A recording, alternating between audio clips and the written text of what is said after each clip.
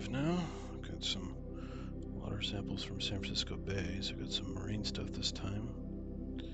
And I found something right when I turned the stream on, and I had to go find it again. It was pretty cool looking. I'm on a fuck.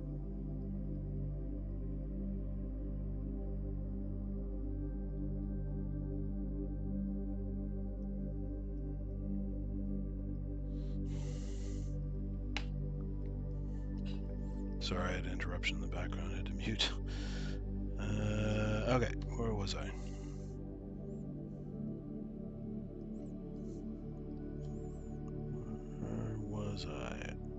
Those are really cool. Look like a flagellate. Might have actually been a dinoflagellate, which is really cool because I have not seen one of those in a microscope before. And because these are marine samples, they're different than what I usually get. I get stuff from the salt marsh and lots of freshwater stuff, but never right from the ocean. So I'm looking forward to finding that guy again. He was really cool.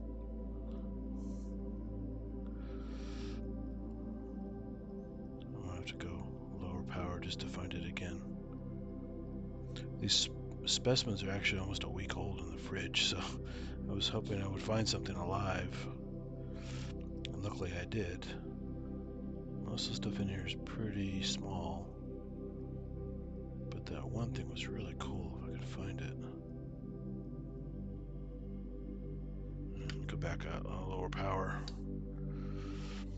How's it going, Teeny? Hey, Paul. I'll try to keep up with the chat this time. Usually I forget. I get engrossed with my looking for stuff.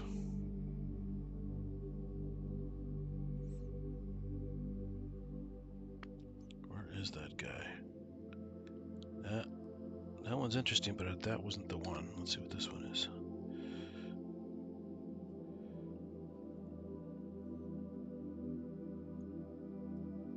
Still pretty cool, though. Not quite the one I was looking at before. No, it's in the other zone. It's crossing to the light zone. Yeah, that's actually a dinoflagellate. You can see it has a waist.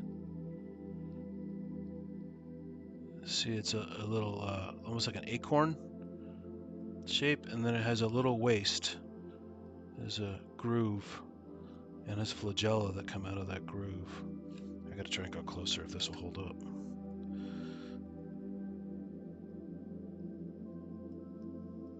Nice. Okay, there you go. See that groove there? Has a central waist kind of thing. I'll try and blow this up a bit digitally. And maybe tweak this a little bit more. Get that stupid hand out of the way there.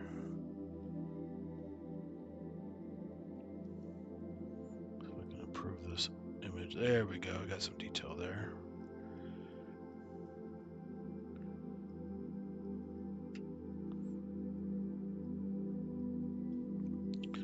It's still a little dark on the image here. You can see how they move though. They rotate, kind of hover in place. They're pretty good little swimmers. That's awesome. So you can see it's got a 3D structure there because it actually has a shell. And these are the guys that cause red tides in shellfish. Maybe not this particular species, but this was from the bay, so since I've only ever seen this one for the first time, other than pictures and videos, I can't speak to what kind it is exactly, but I wish it would be a little sharper though. Can I adjust the sharpness here? Because on the monitor it's not doing it justice it is in the scope.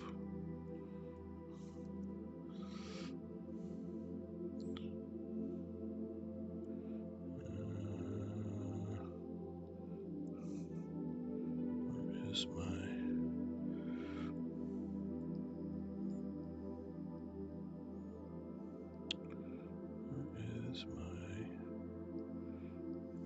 Sharpen, there we go. Let's turn it up just a little bit. Not too much. I don't make digital noise. And he left the scene. Where did you go? There we go.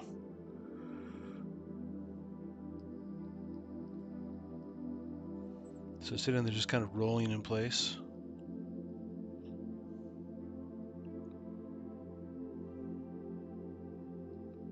Wish I could get it a little bit better image quality. I also put too much water on the slides. Every time I bump the table, it kind of jostles. It's not the best planning, but I don't want to screw it up because this is a great specimen.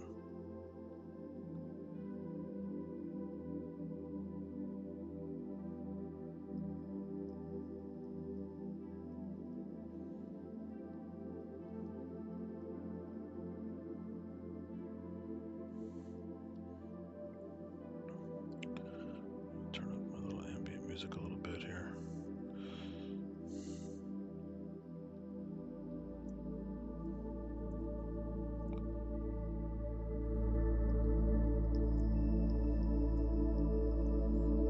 Okay. Oh, that wiggles really drive me nuts. Trying to be a little lighter on the table. Look at that guy, spinning, spinning, spinning. So cool.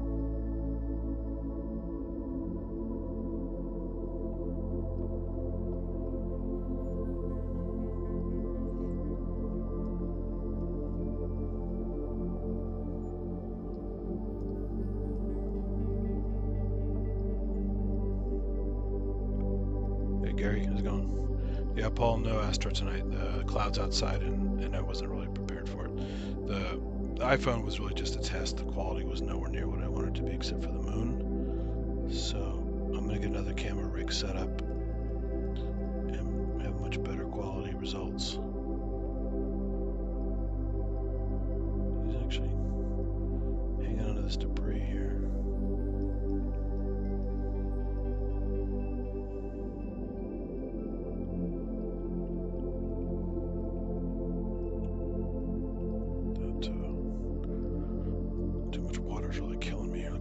Little shake and shimmy.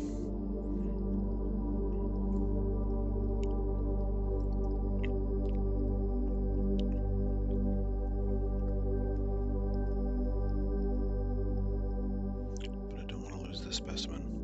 Might be the only one I have in the bottle.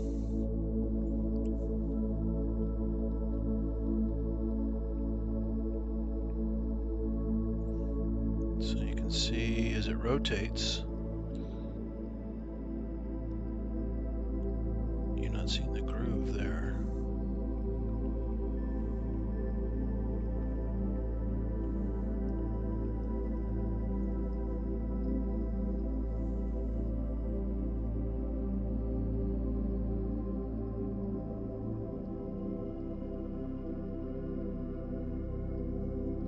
You know what? This is a different guy. This one doesn't have the groove, the little waist. I found another little character. Because they don't change shape like that. This is a little sphere. I looked away looking at something on the table, and now you can see a flagellum there just barely. It's like a wispy little hair up to the about 2 o'clock position.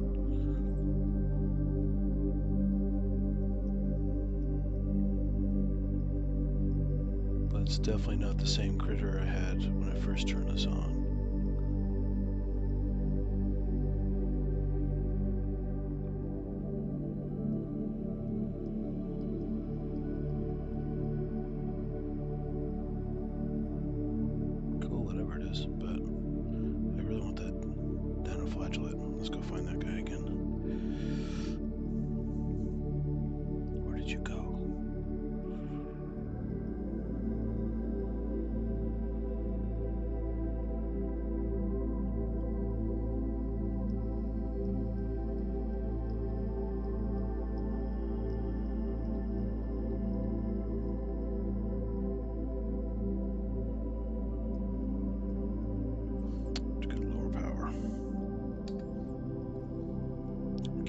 Change my other objective. It's not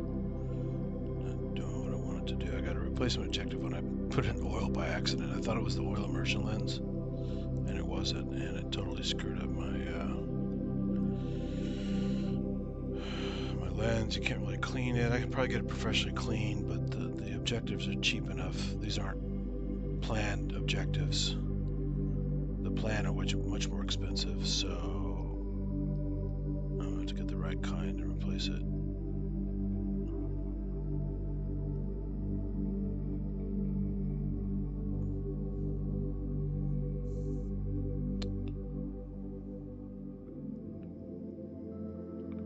There's just some debris there.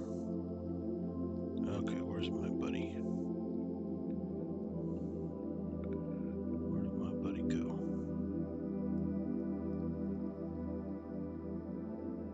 Some little tiny flagellates there bouncing around, see little sparkly dots. But they're just, looks like a space scene. It almost looks like a scene from the original 1979 Alien.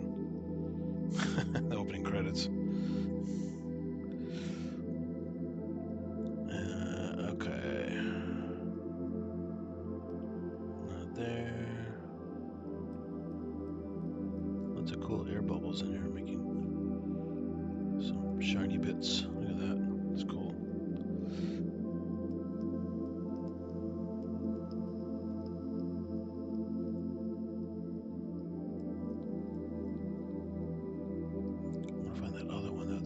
Cool. It was not. I'm pretty sure it was a different thing than the regular dinoflagellate I had earlier. It's more of a diamond shape, and it was very flexible as it swam around. Not that guy. That guy's too fast.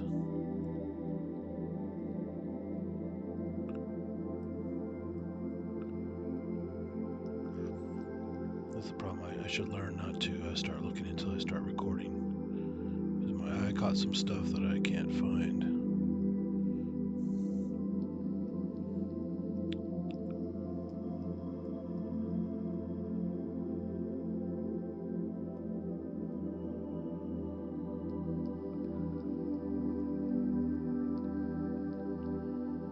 Lots of bubbles.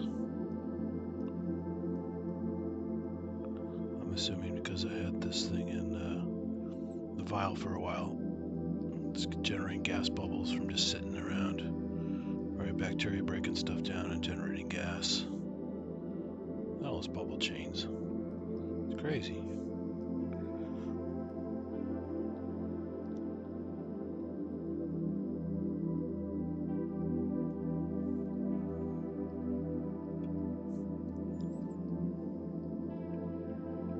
There's a better shot of the bubbles. Kind of pretty, actually. Like a crazy album art cover.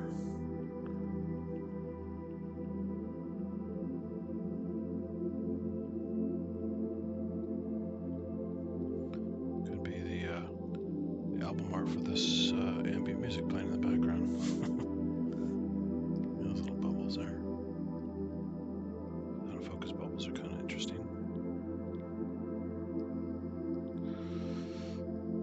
Alright, where's the little guy? Time to find the little guy. Let's go back to low and scan. I saw it on low power the first time.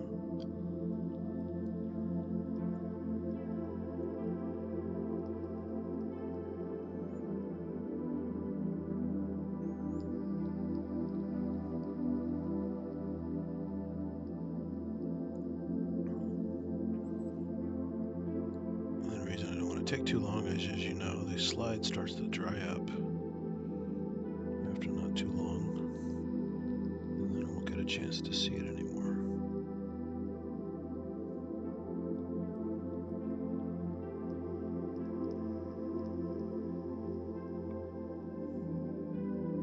Some debris down there.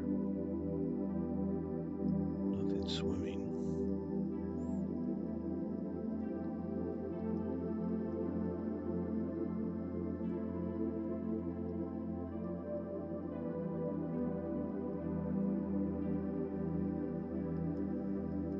Tons of tiny little guys swimming, but not what I'm looking for.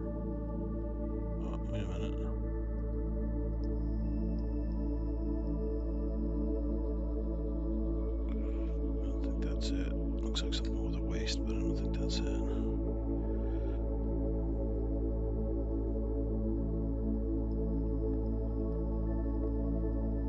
Yeah, just some debris.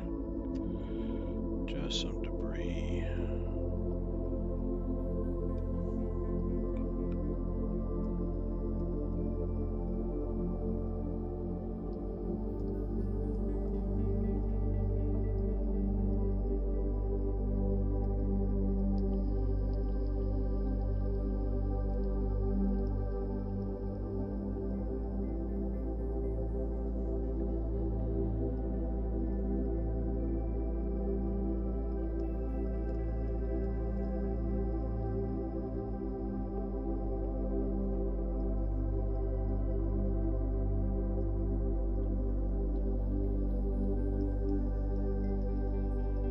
Looks interesting. What the hell is that?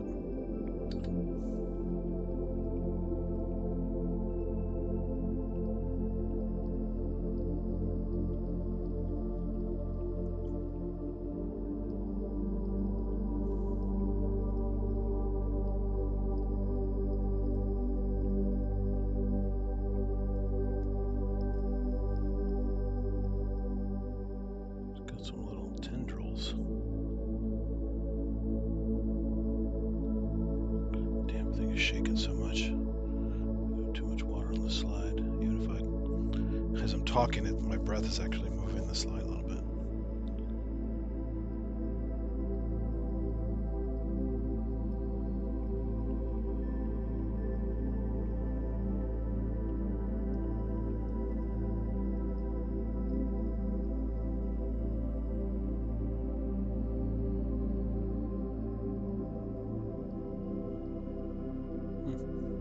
No idea what that is, but not the guy I was looking for.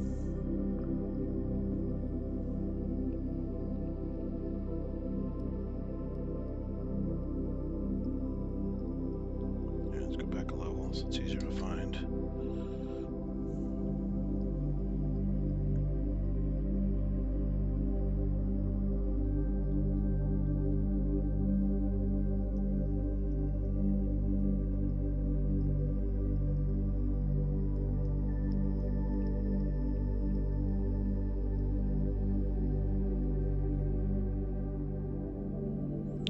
So this is actually from when I went to Tiburon a week ago almost. No, actually more than that. And this was a, if you saw my walking tour of Tiburon video on my synthetic channel, just walked around for about 20-30 minutes. And I took some video before I collected samples, just so in case I took samples I could talk about where I got them. And just kind of show the area. The area across from the bay, across the road, but bay water rushing into the kind of little lagoon area with the fountains going. That's where I collected this water.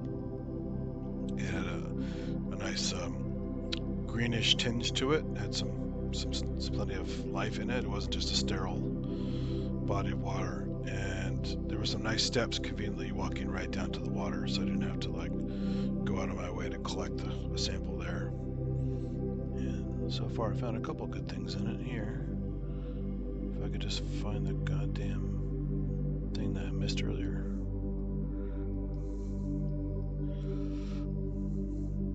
Catch up on the chat. I'm sure you guys are.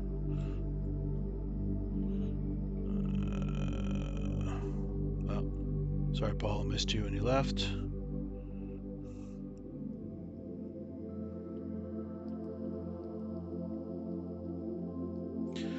This is actually, yeah, these are halogen. I prefer the color of the halogens. I know they create more heat. My stereo microscope, my dissecting scope, is LED, and I'm not a fan of the cold light, actually. Back in college and working at a nature center, I actually prefer the natural halogen lights. But yeah, they definitely create more heat and dry it up.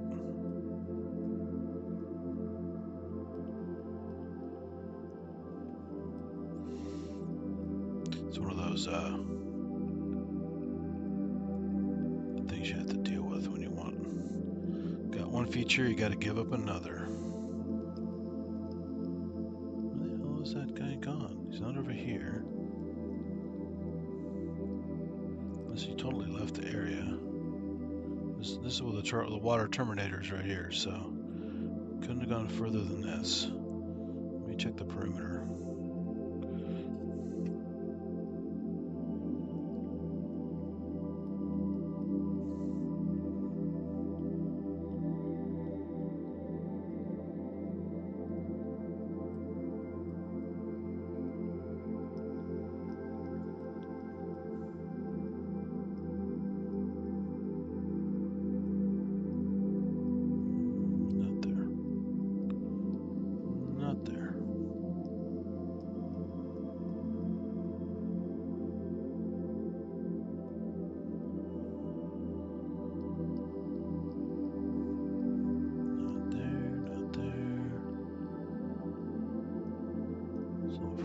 Of stuff here.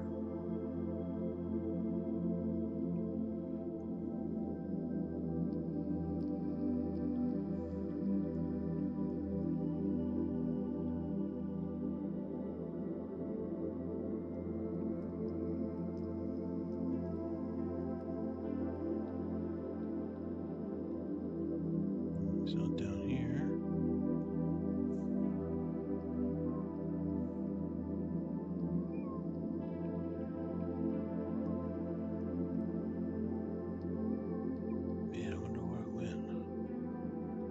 Was cool for a little while, at least I got to finally see it. But that first one I couldn't catch again. It was definitely more tapered and more flexible than the dinoflagellate that I caught. It was more flexible. The dinoflagellates have a shell. This guy didn't seem to have a shell, but it was definitely a flagellate by the way it was moving.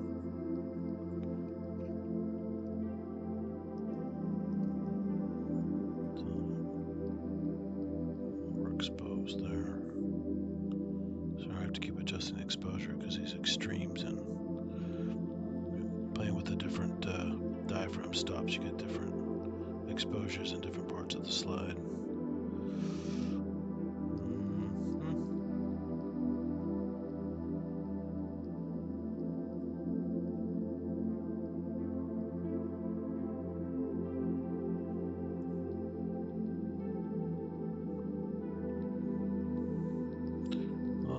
I'll just redo another slide on the same bottle. Maybe get lucky. Because I already kind of combed the whole damn slide. I can't find it. So let's have a fresh one. Let's make a fresh one. That was good though. I like that.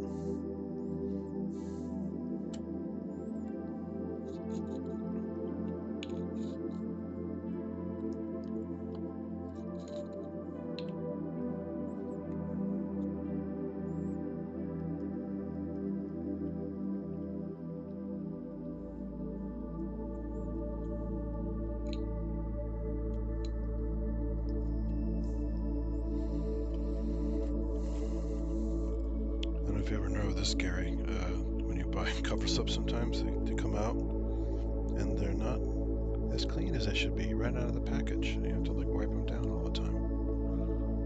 It's kind of obnoxious. Plus, they kind of sometimes they're not completely loose; they're a little bit stuck together. And this is a brand new package; it was sealed. It's kind of obnoxious, but it's a first world problem, I guess.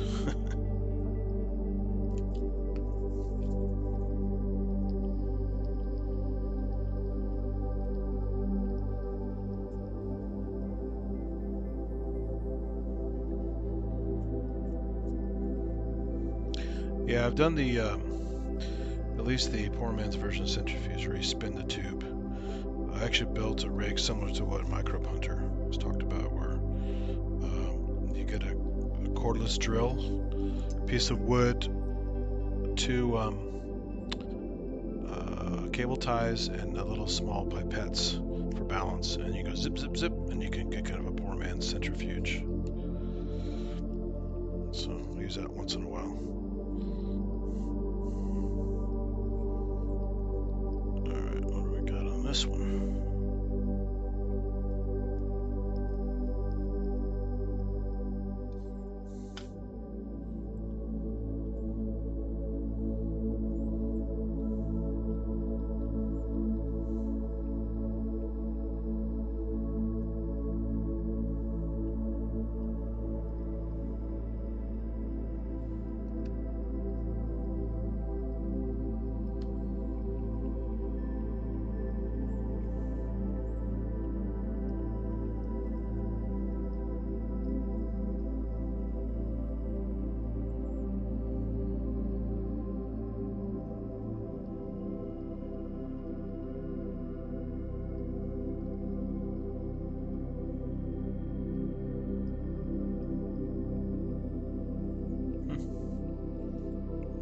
Charges for fun there. Okay. What have I got here?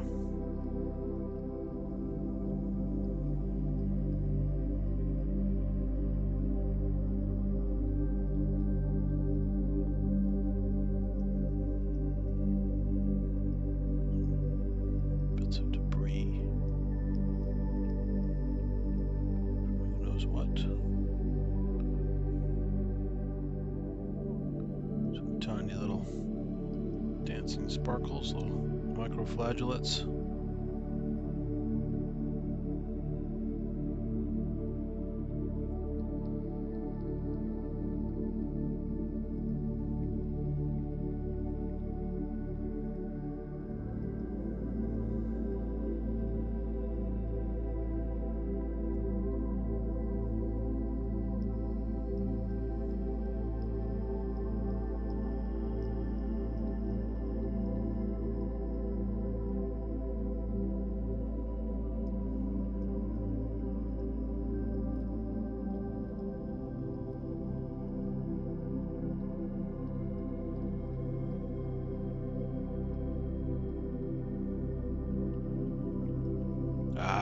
That's one of the ones I was looking for earlier.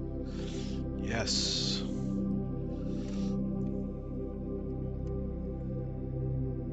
Where'd you go? Where did you go? Where did you go?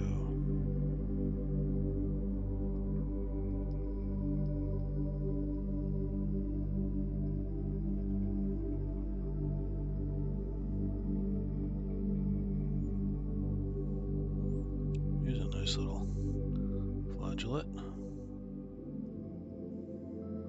The other thing I just saw before it took off. I can't find it now. This one looks good though. It's up and down a lot though, I can't.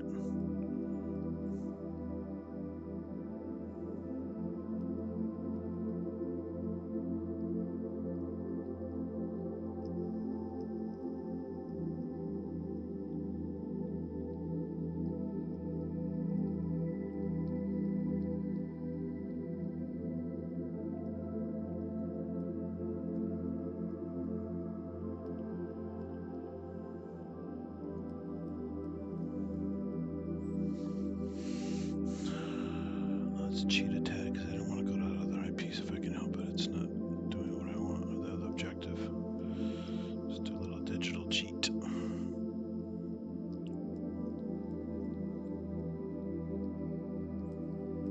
Uh-oh. Lost it. Where'd it go? Where'd it go? Where'd it go?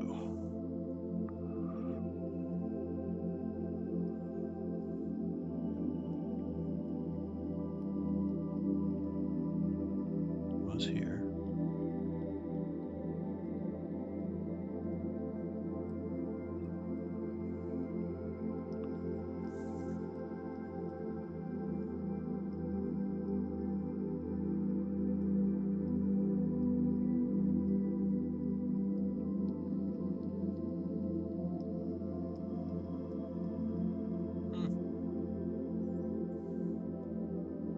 Well, I didn't follow it and it got away.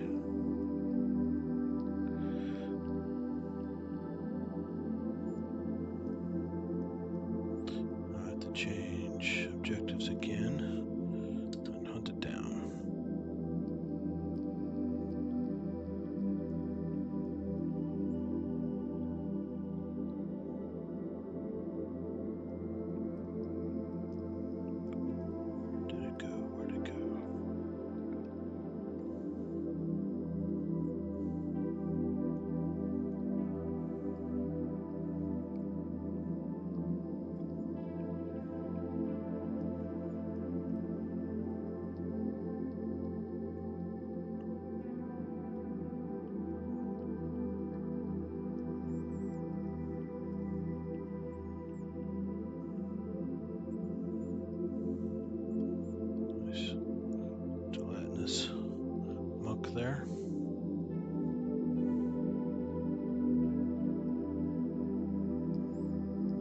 sized things moving here?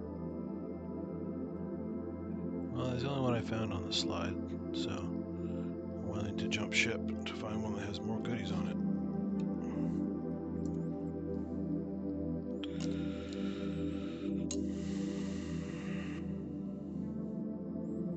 Let's do... Okay, so that is the fountain. Let's do one from the actual bay. I actually crawled down to the rocks and risk falling in the ocean, or the bay at least, to get this sample, so I may as well try it out. Got my shoes all wet.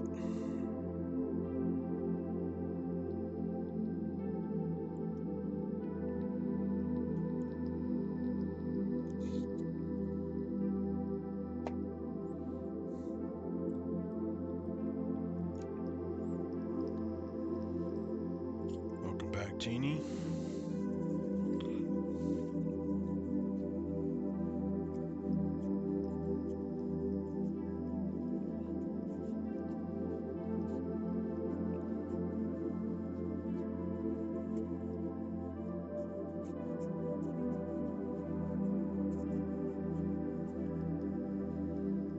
I see your note there. I'll have to go back and check that.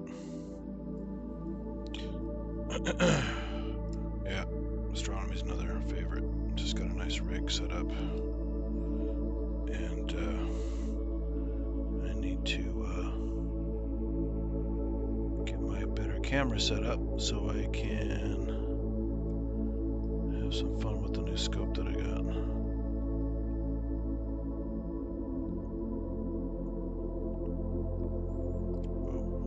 With that cover slip.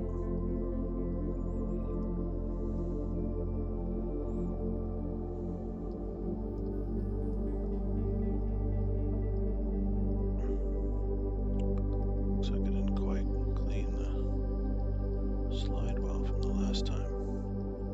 Some weird bits on here.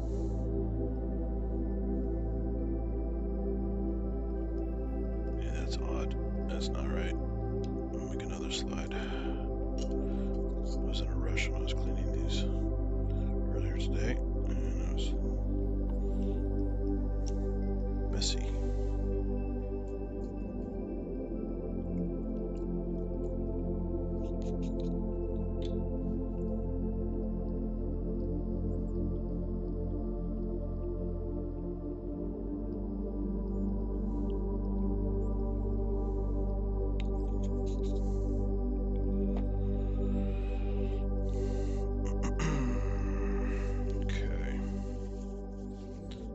Get more of these water samples than I expected since they're over a week old.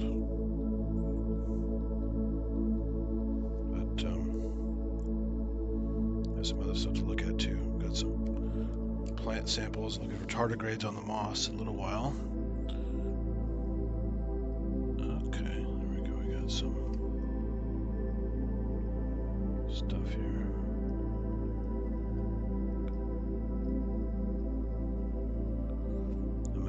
I found some dry moss on a tree that's kind of a consistent source of... Oh, look at that guy, it's so fast. Holy smokes. Very fast flagellate. This is where I need my slow-mo camera.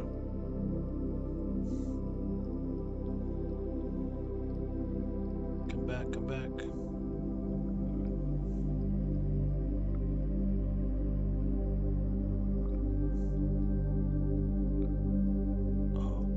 Wait a minute. Is that what I think it is? Got a cluster or something down there. I see some diatoms. What we got here?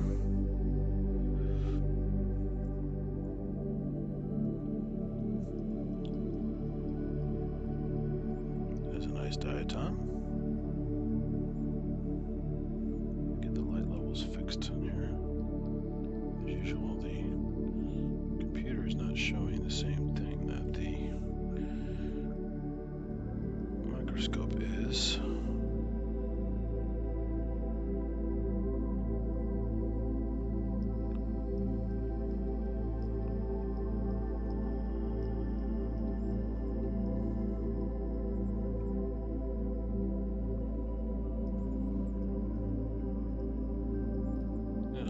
diatom. Kind of a dark yellow center there. And looks like a little, might be an anabina or some other kind of blue-green algae thread. And some of the little flagellates kind of bouncing around it. See them kind of flitting about on that thread.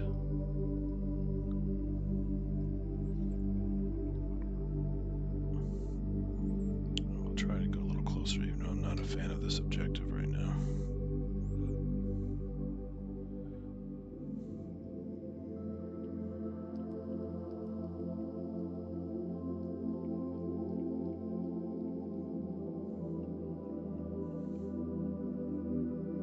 There's the diatom.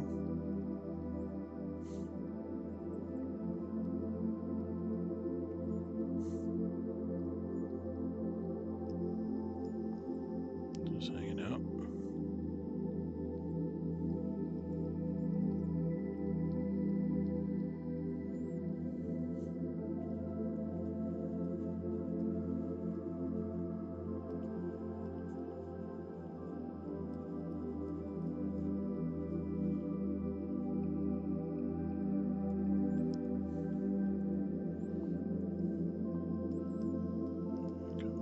Chat cut off here. Let me fix this because I can't read it all right now.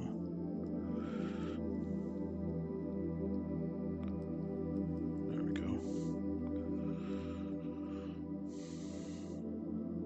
Oh yeah, go to the coast, get some samples. For sure. I don't know if you're into marine algae at all, but I used to study them a lot in college, and it's fun just to go down the beach sometimes and get various kelps and other little algae samples and all the stuff that comes with them and put them under the scope. Especially dissecting scope, you see little critters, beach hoppers and stuff crawling around the debris.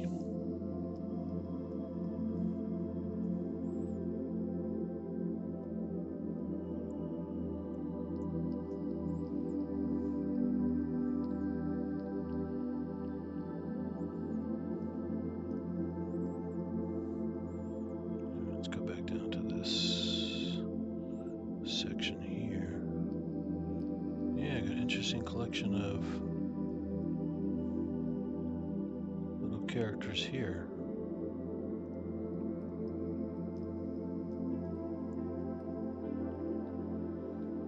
Looks like some diatoms clustered together.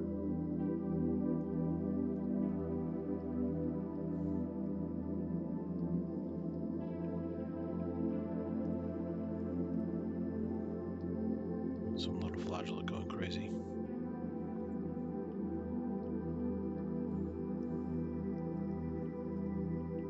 Bopping around.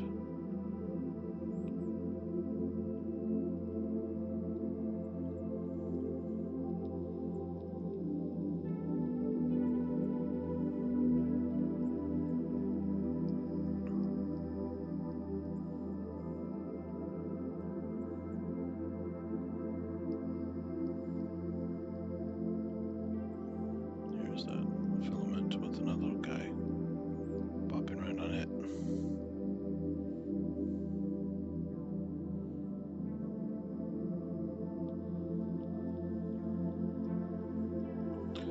Bop, bop, bop.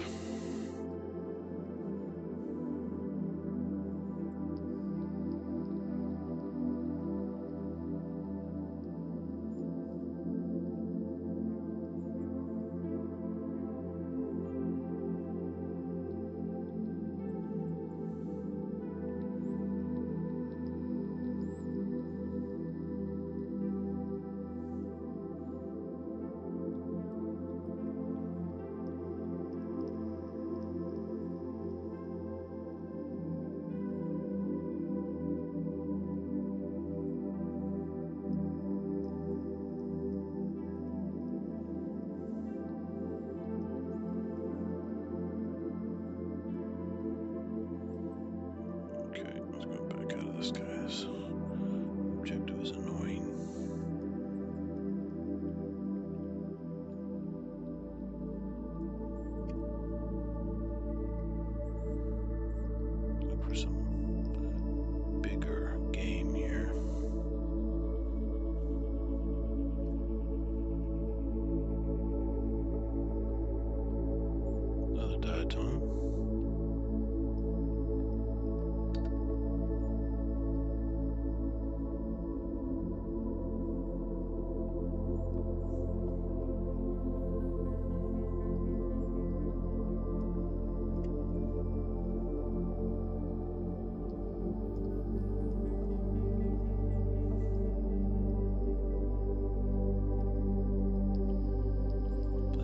droplets in there. It's got some food storage.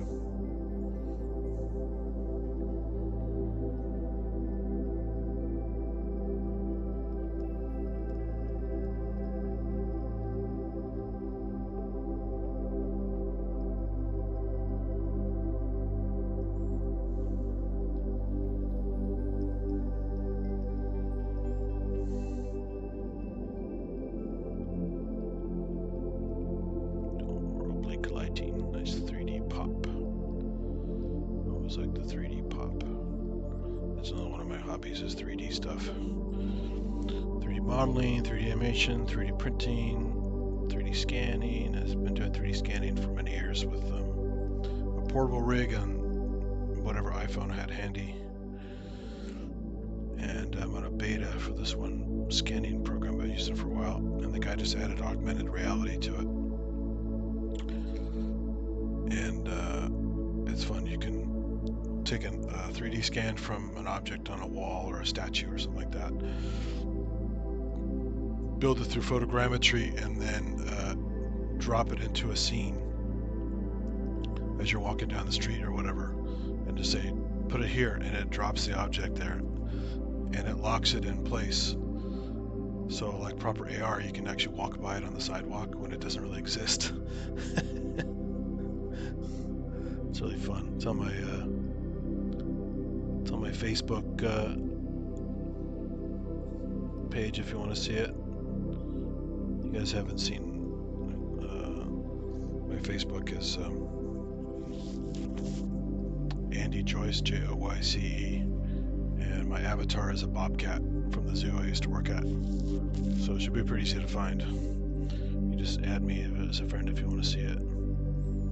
I'll be posting more stuff. I also posted a quick and dirty scan that I turned into a print recently, but the printer kind of messed up. So it's my face all tweaked out to be like a devil with some morphs. This diatom's beautiful under the scope. It's not doing it justice on the camera, but you're getting the Rafe structure really well. You're getting the little comb, the tooth edge slots in it has in the silica shell. It's beautiful.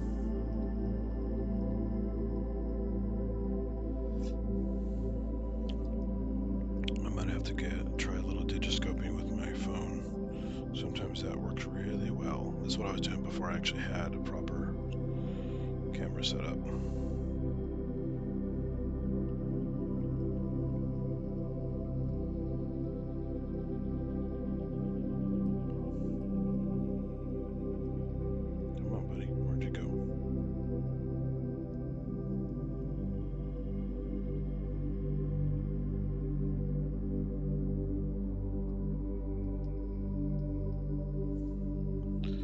With the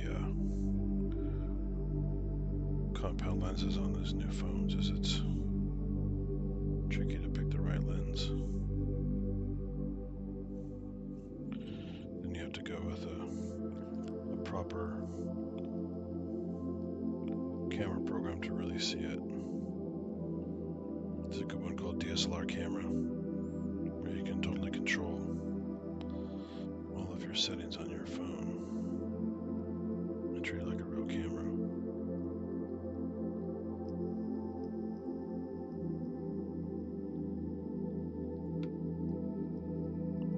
It's almost, that looks pretty good actually. Alright, this turns out okay. I'll tag it in my video for the stream.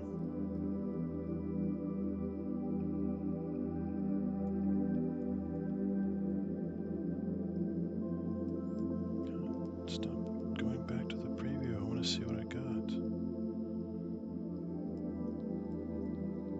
Yeah, not bad. A little dark, but you can see the edges quite well on the object. Much better than it shows on the microscope cam. So there's your diatom. Very nice specimen.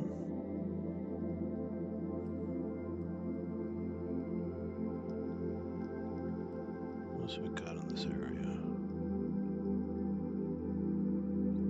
The slide is starting to dry out, looks like.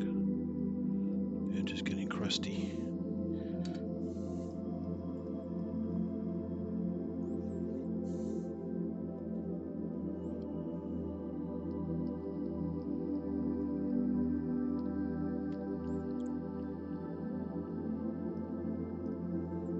Let's do a little quick scan again. See what's what.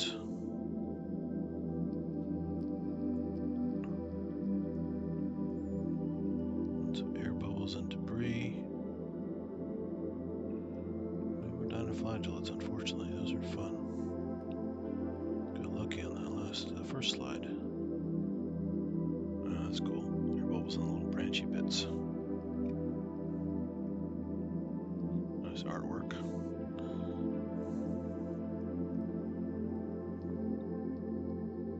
More artwork.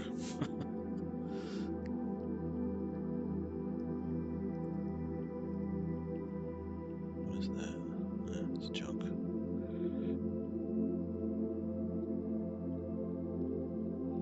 Yeah, nothing in the margins. Nothing in the overexposed areas.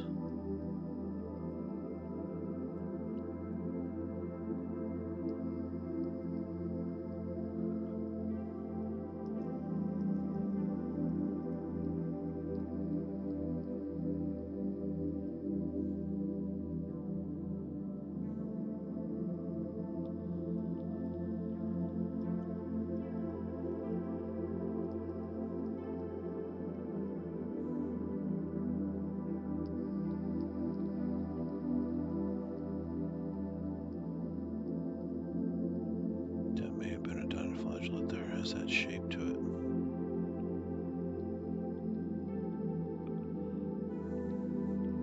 Just for kicks, I'm going to zoom in and see. No, just some debris. I thought it had kind of a chunky, kind of geometric look to it. They have a few straight lines on their shells that make them really distinct looking.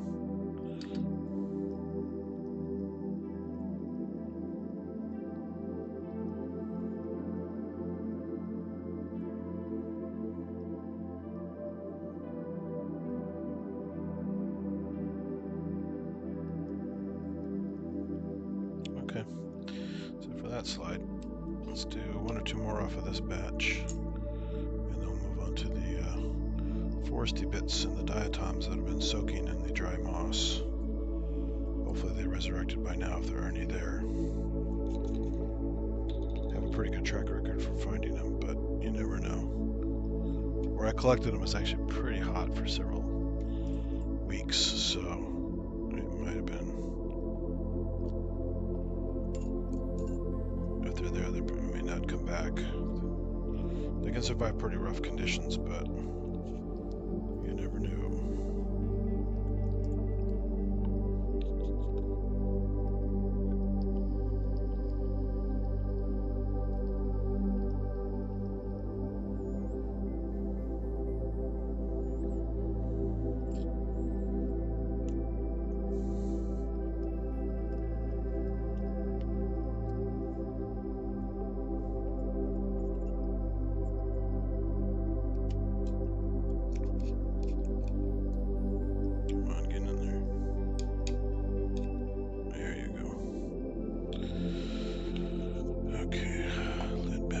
Sample.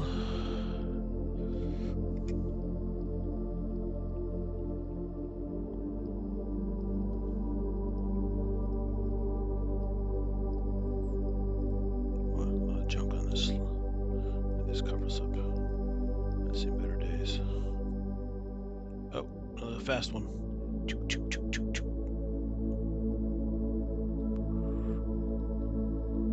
Too fast, too fast, too fast. Problem too is by the time you realize you need methylcellulose on here to slow them down, it's too late. You can't really add it without taking the cover slip off, and then you risk losing the sample.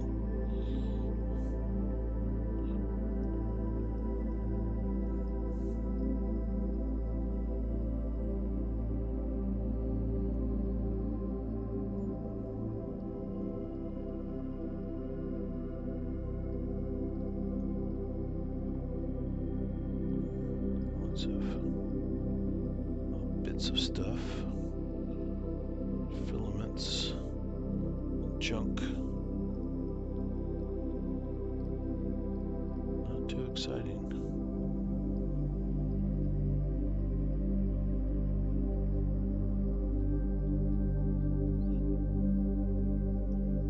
Nothing catching my eye, so let's skip that one. Actually, I better look with the sample that had the fountains in it. Try that one again.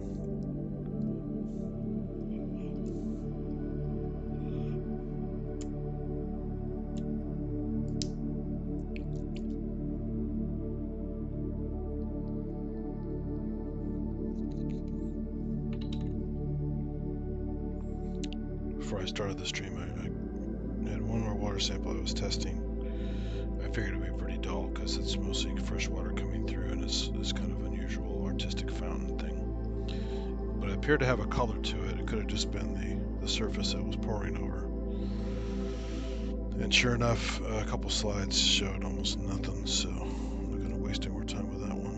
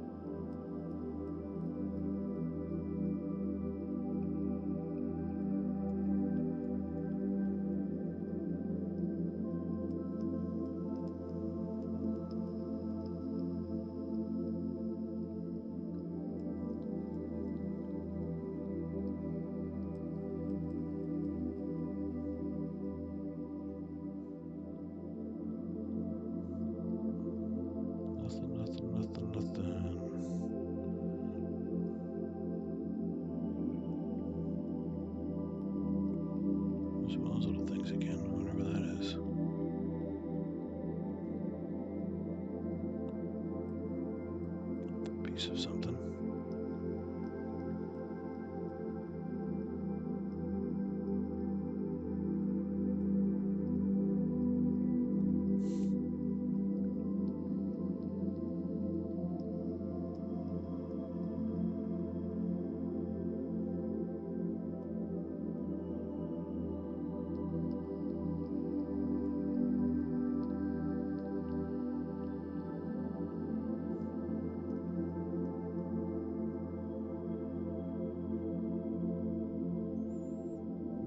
This probably would have been much more interesting about a week ago when it's fresher. Still though, there's still some hardy creatures in here that are still going.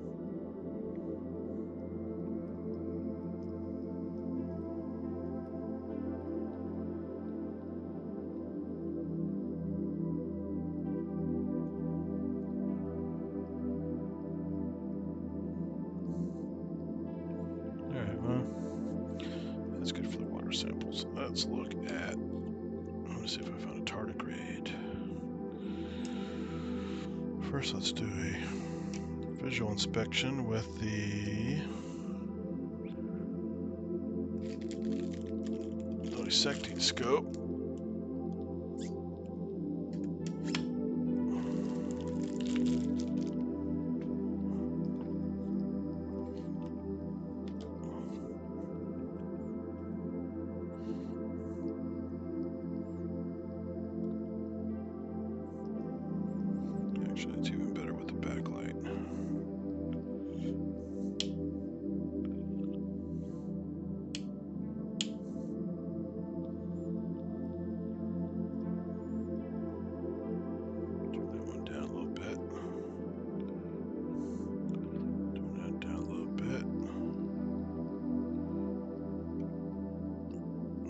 Let's see. And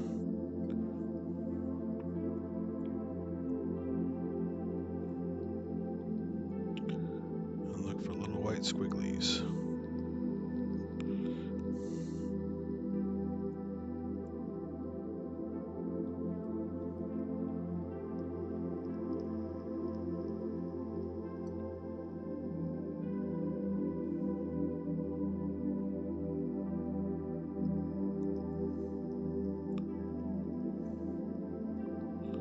Zoom out on this a bit. This is too much for this. Don't need all that.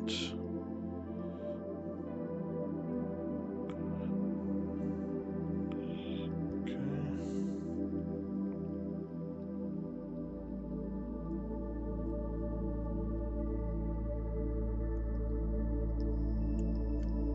Looks like a mite molt there.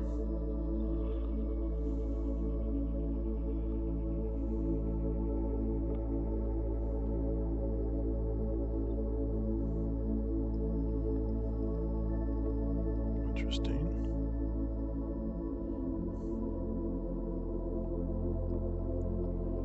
So I shook this around a bunch in the water, so it should knock some stuff loose.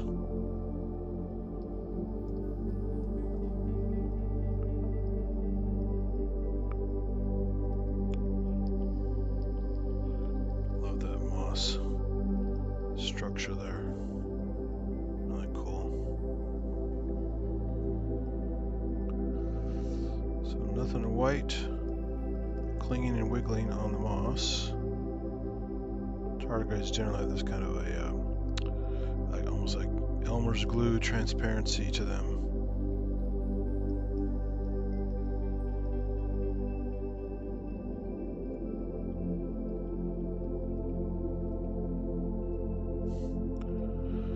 And they're about the size of that mite thing I showed earlier.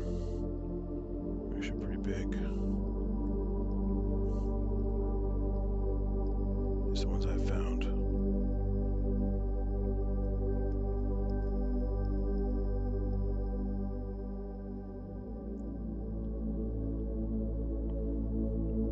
I'm sure you guys have heard the term moss piglet. That's a common name, and I guess it came from guys in Germany. They started finding them on moss, not just in water.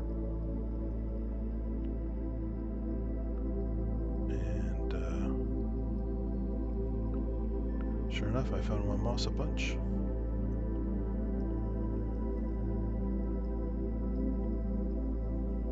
I'm not seeing anything yet.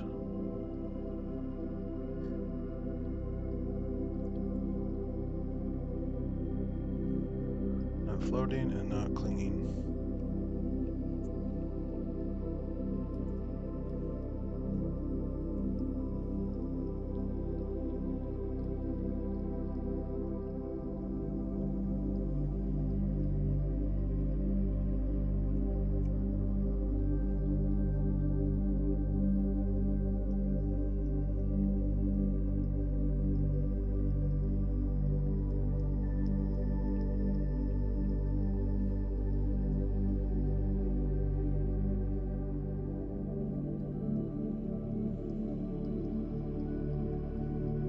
So just for kicks, I'm going to do another shake, shake, shake. There's one here. I can knock it loose.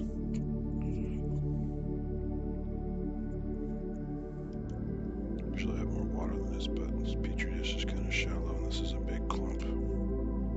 Actually, it's absorbed a lot of the water. It was kind of full before.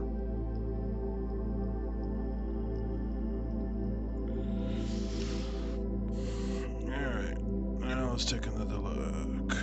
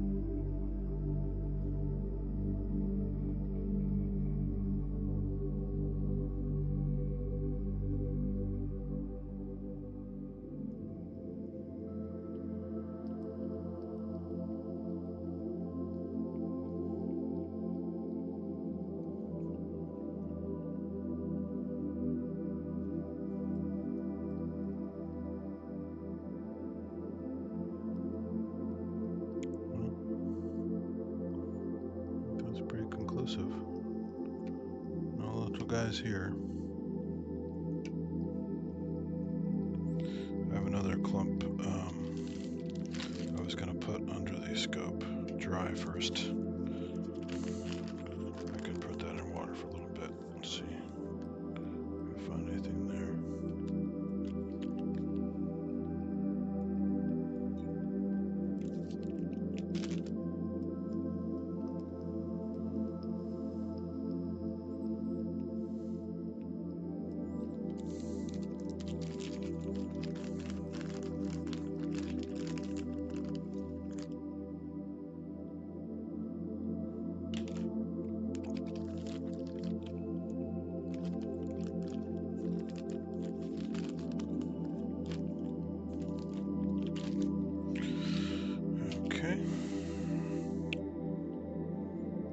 See before it inflated with water.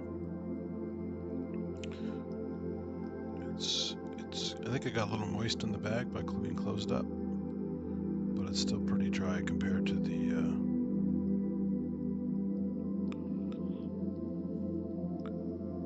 what you saw in the water. Definitely good at soaking up water.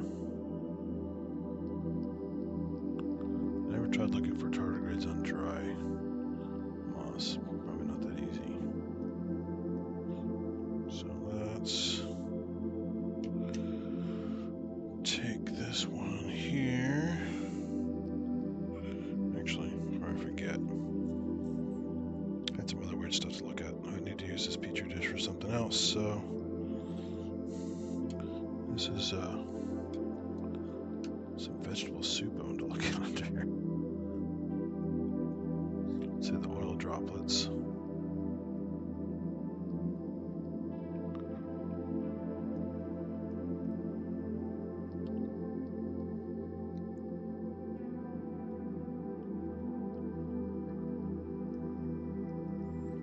Little bits of some oil droplets, little bits of like celery and stuff in here.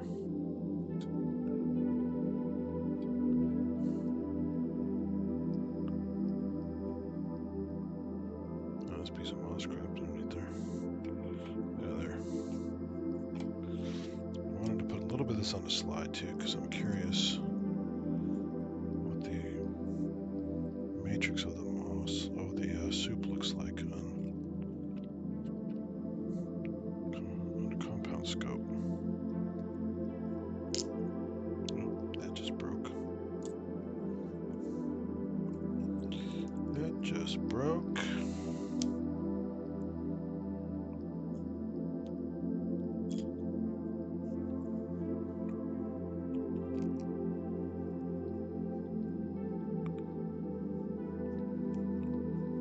Sorry, Teeny, I missed you.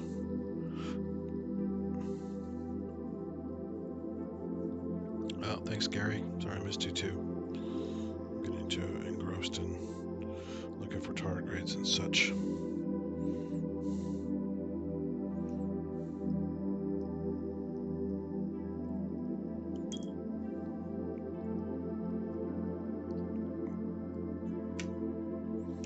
Alright, gonna get enough of this soup into a drop.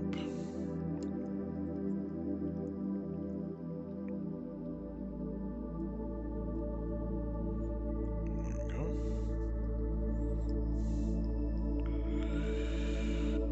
And I can throw the used moss that I've already exhausted into the soup dish, because I don't care about that moss now. And let's wet this other moss down.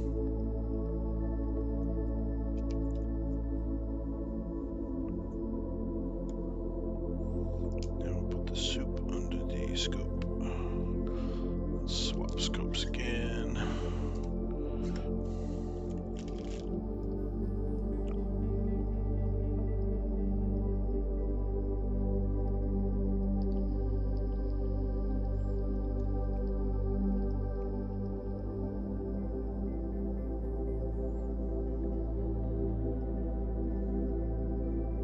Some fat droplets from the soup.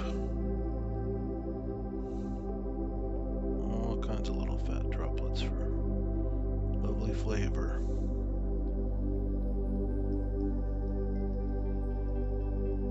Way more fat droplets than you saw. So the ones you saw on the petri dish were those giant ones on the margins. And these are the big ones here, but look at all the tiny little ones. Lots of little dinky fat droplets. Not all of them are yellow either, some are.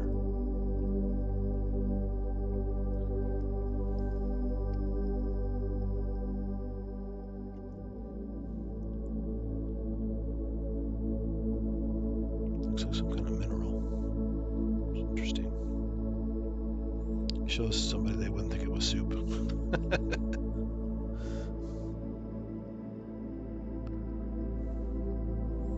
Let's do more of a bright field, so it's less chunky.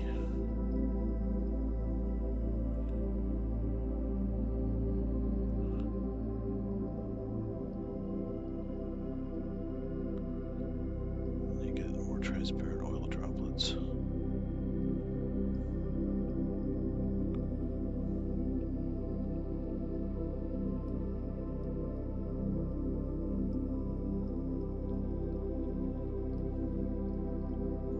Let's go a little closer to one of these bits here and see what's what.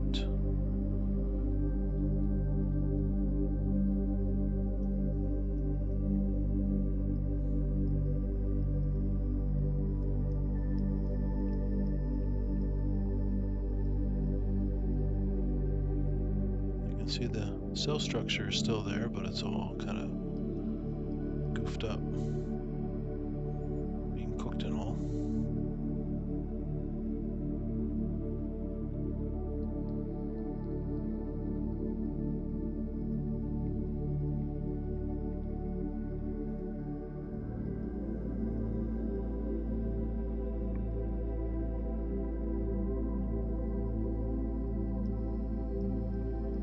A lot of layers too, look at that. You can focus through all these layers of stuff.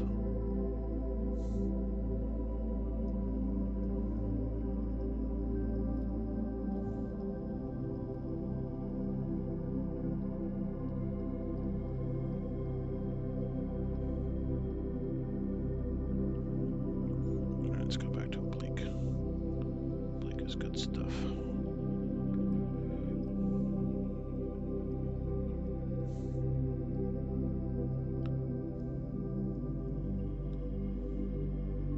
Nice 3D.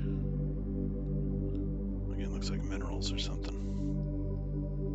Does not look like soup.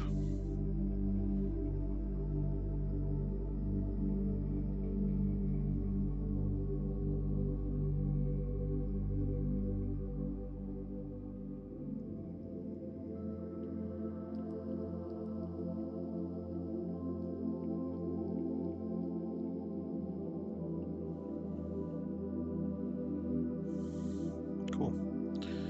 Just curious what that looked like. Actually, while I'm at it, let's look at a couple different grains, just kind of loose on the dry mount here. No cover slip. Got bits of cream of wheat, of course heavily processed wheat, and steel cut oats next to it, just to see what that looks like.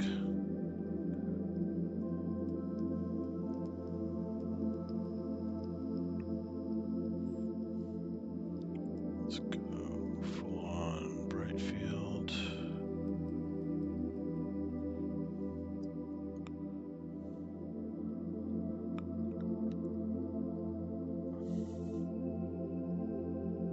You should be able to tell pretty easily which is which.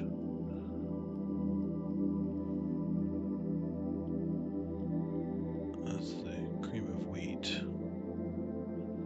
Little bits, these like flakes of stuff. Let's try the dark field on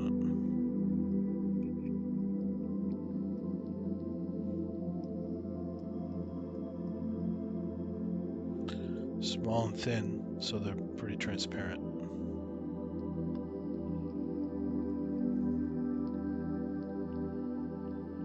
It's just a boring cream of wheat with no sugar added, no flavors added, no nothing. It's just very bland, boring cream of wheat. You have to add stuff to it.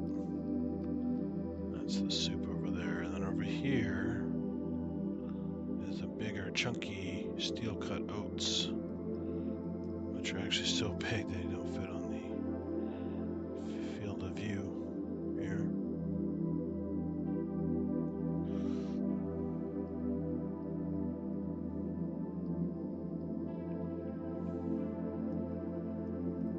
A little more structure and depth on these. Again, cream of wheat.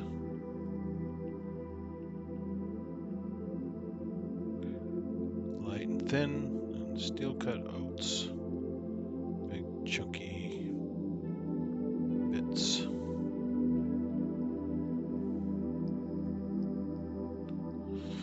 And then I'll put the same thing over on the other scope so you can see it in macro.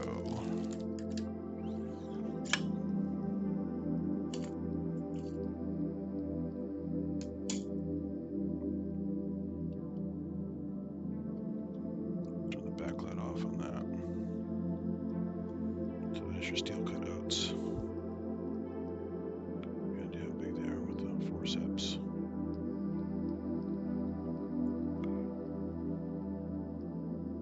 Some are basically somewhat intact and some are cleaved and chunked. And there's a little bitty cream of wheat bits.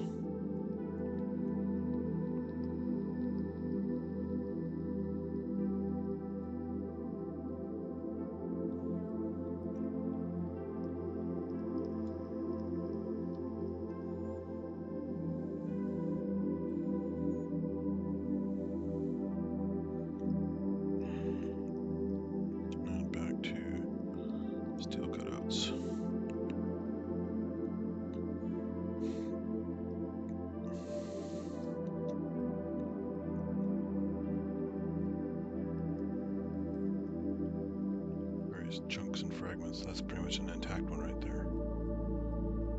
These are all chunks. And then off to the side, I had some ground black pepper and peppercorns. Some ground black pepper.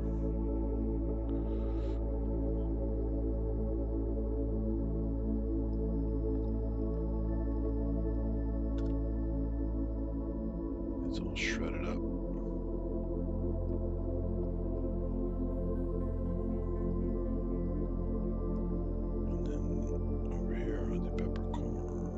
Big old peppercorns.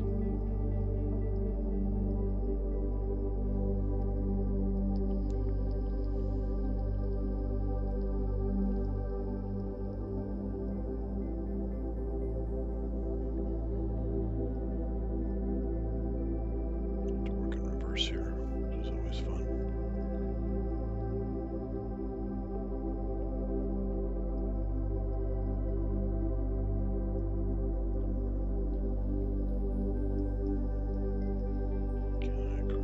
Easily. Yes, I can. There, just made some ground pepper by crushing the peppercorn.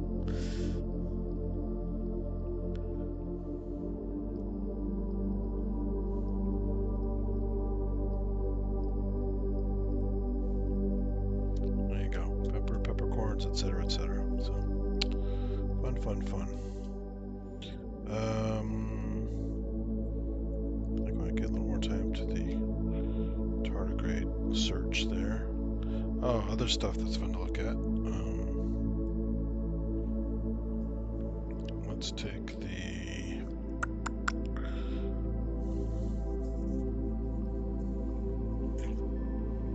ditch the dry stuff in this tray.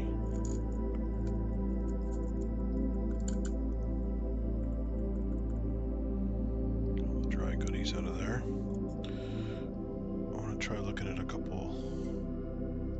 Some of these won't look very interesting in macro, but they'll look good in micro, I think. Let's take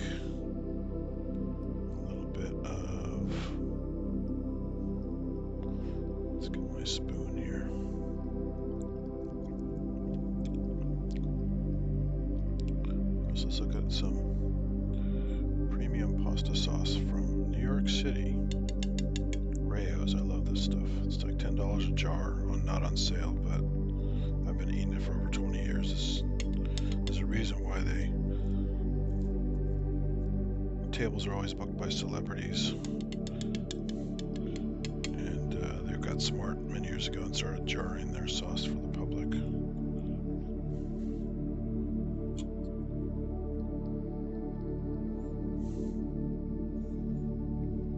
They use San Marzano tomatoes, extra virgin olive oil imported. Just lots of really good simple ingredients.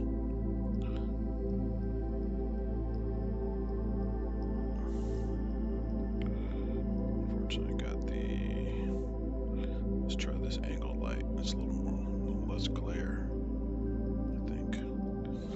You can see how it's cooked down, and it's thick enough to coat things nicely, but it still has really fine components in it. It's not. There are some chunks I didn't grab, but look at that.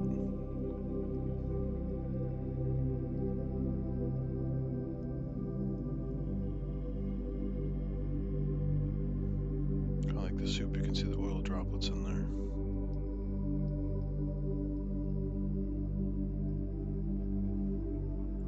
And I'm going to take a little bit and put it on a slide.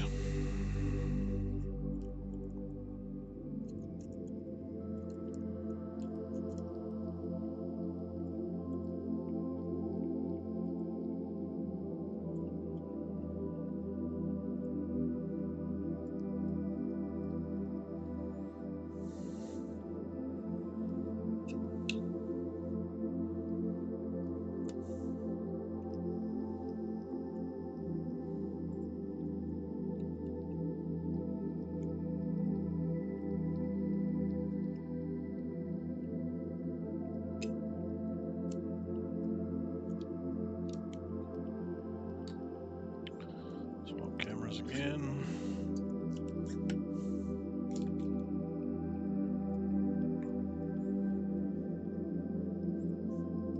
And there you go. Get the nice, because of the oily water mixture, get some nice current to look like almost like blood flow through the, as you have the hydrophobic and hydrophilic sections of the substance. They don't want to mix.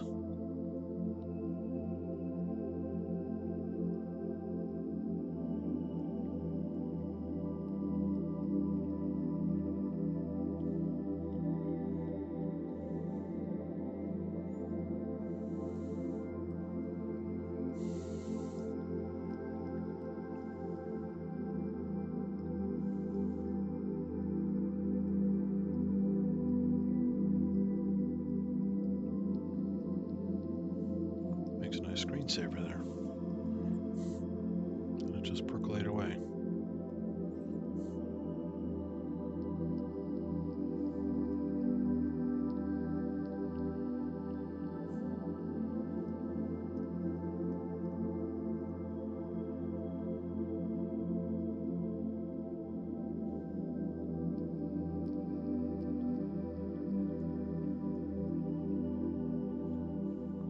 Just for fun, let's go a little closer just to see what's going on with those little streams.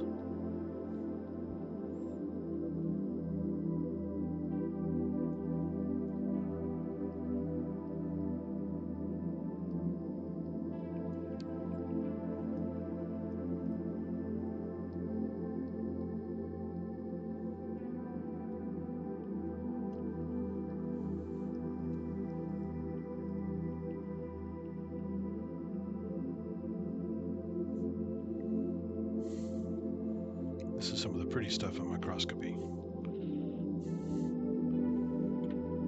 They're called bioart. To sit here and look at different food things and mixing chemicals and other stuff together, and just watching what happens and getting nice little pictures and animations.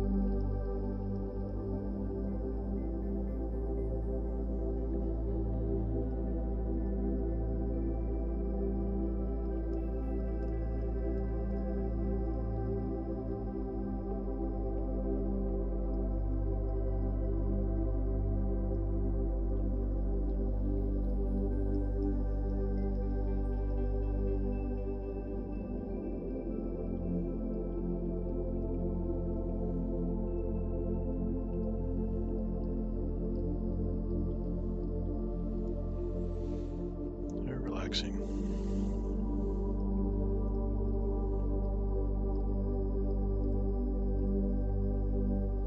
Pasta sauce could be so pretty.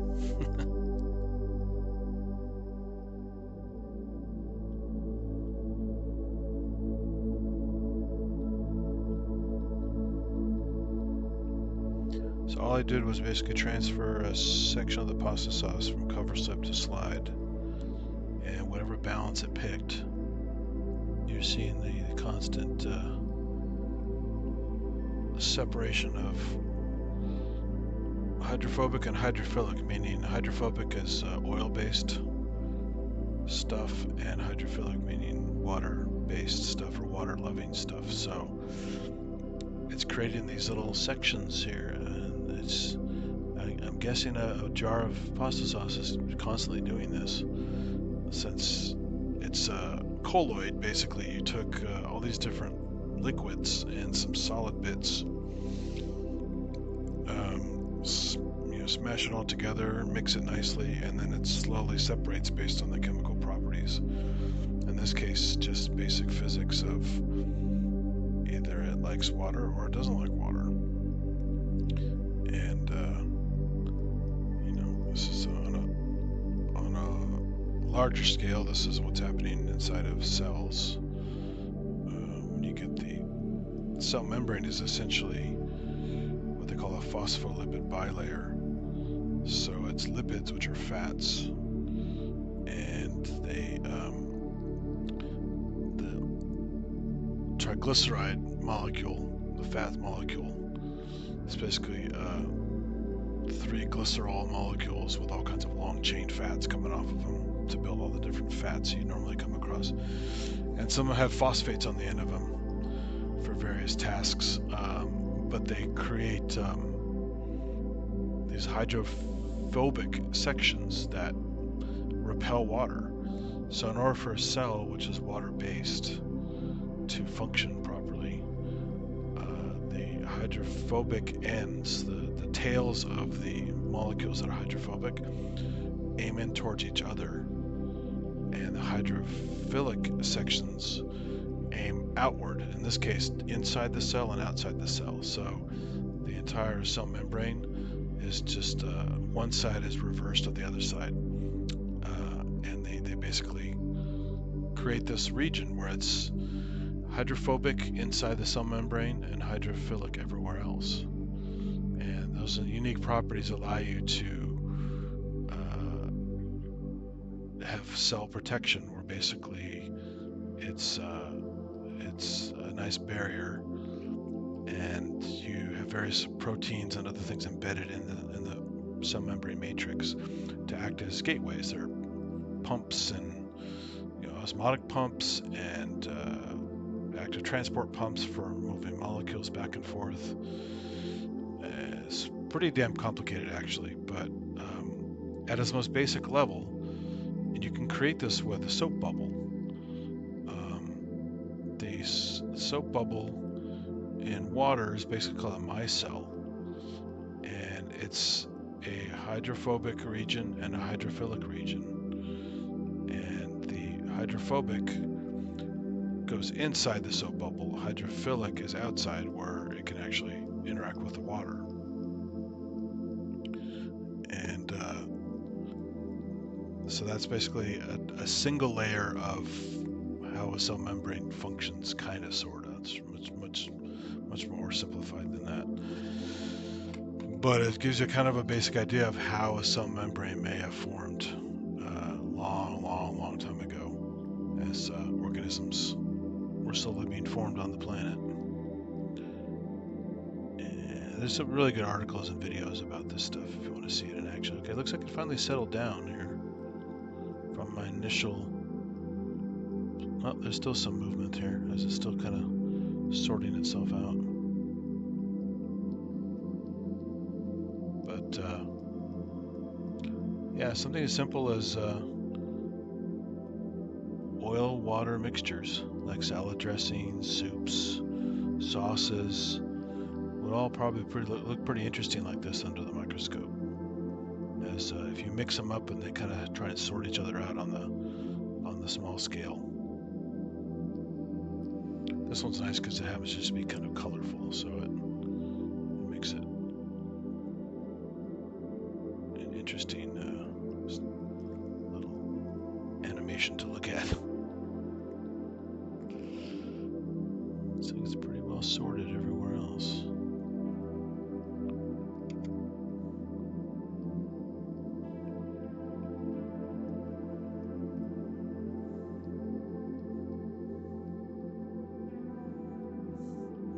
See, even oil bubbles have a surface tension. See that sphere there that's flat on one side and bald on the other side? It's hitting the edge of the cover slip.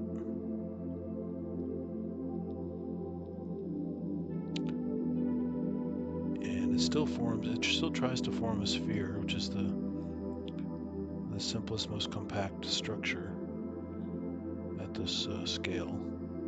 That's why you have raindrops the way they are, and you have, you know, various other structures that are spherical like that. But in this case, it's hitting the edge, so it makes it flat. But if it were more free-floating like these, they're more spherical.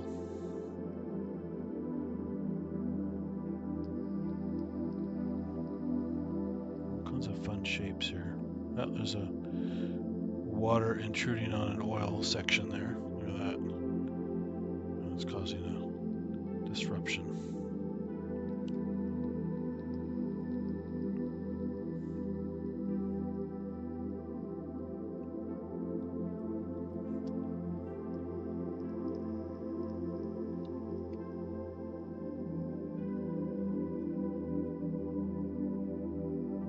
Nice oblique lighting, 3D pop.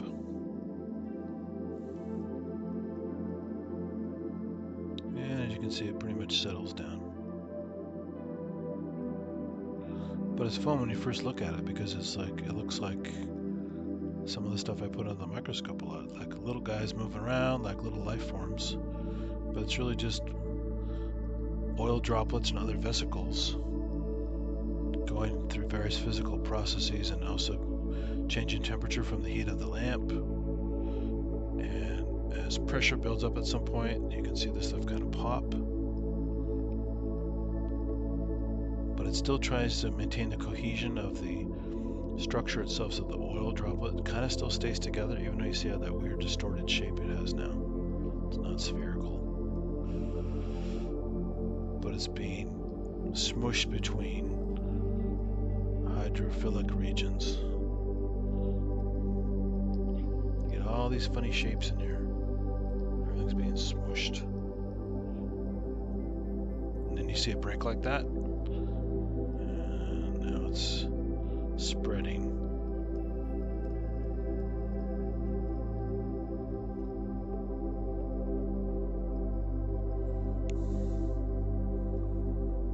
And see if it joins this other one. It might actually. There you go. Look at that join. That's beautiful. And you get similar behavior on the when you start to see the slide dry up on the typical slides I make. And now it's going to go down here and touch this other one and join up.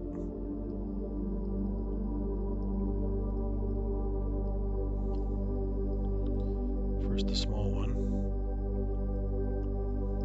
Boom. And the other one. Oh, maybe two at once. Small one and then the big one.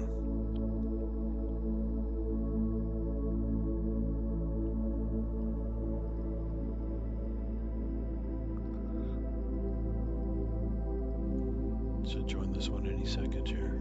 Come on. You can do it. Join.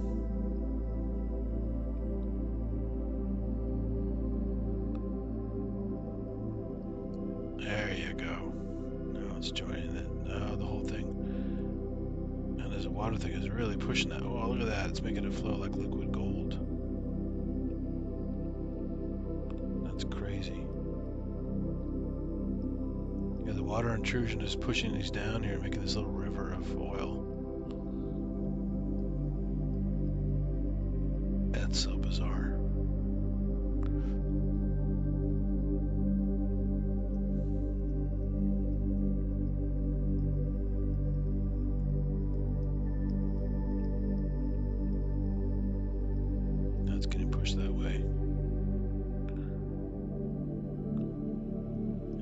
vesicles are going to join up, etc., etc., etc. This one's following the curve of this, looks like an air bubble here.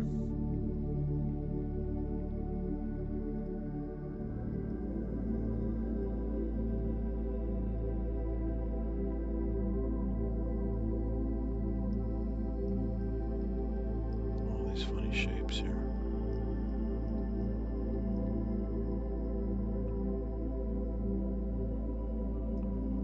And you got this big smashed area on this side.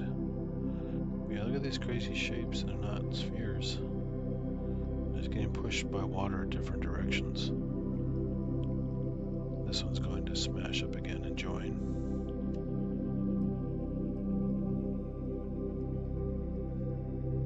There it goes. You see the water is pushing along. Push, push, push.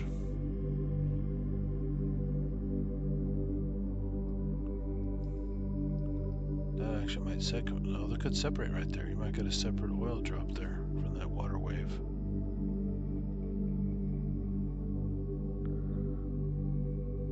Yep, it just separated.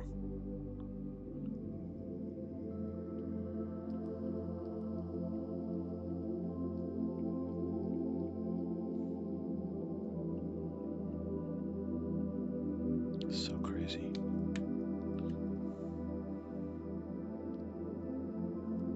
And you can see how, like, an early scientist would look at this and go, well, it looks like life. This is amazing. But it's just chemical processes. It's just physics.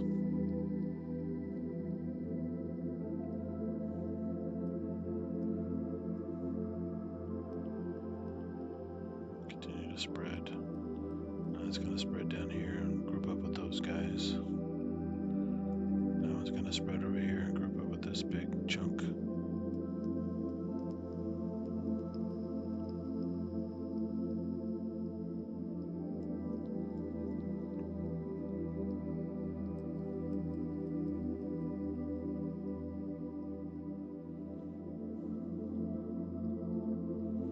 Very cool.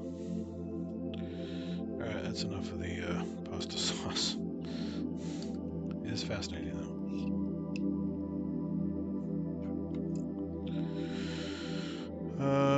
Oh yeah, let's take a look at, I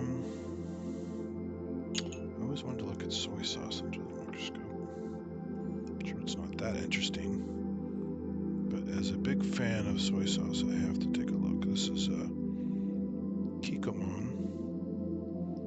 It happens to be the low sodium one, just because sometimes if you have a lot of it, it's good to have a little less salt in your diet.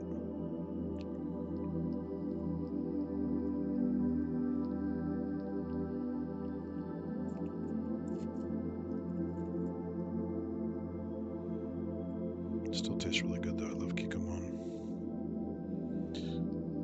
If you guys weren't aware of it, there are probably more, but there are in general three main differences between Chinese soy sauce and Japanese soy sauce. Japanese soy sauce is sweeter, lighter. It's like a lighter brownish color, and it's also generally less salty.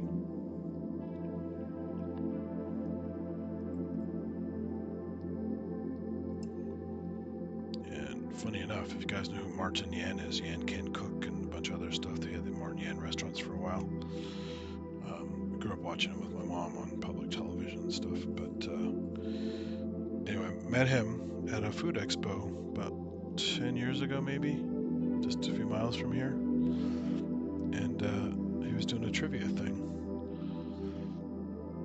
and that was his trivia question to win the grand prize, and I knew two of them for sure, but I wasn't sure about the third, but I guessed anyway, and I won. And he actually invited me up on stage. I took a picture with him. And what was the grand prize? It was something really silly because they weren't giving away that much good stuff. I think it was a sanitizing station using ozone or something like that. So ozonated spray you can like plug in and it generates ozone spray. It's just kind of a silly thing they would kind of never use. reviews, but it was just cool to watch him in person and visit him and talk to him, and just having grown up watching his stuff. Alright, so this is soy sauce.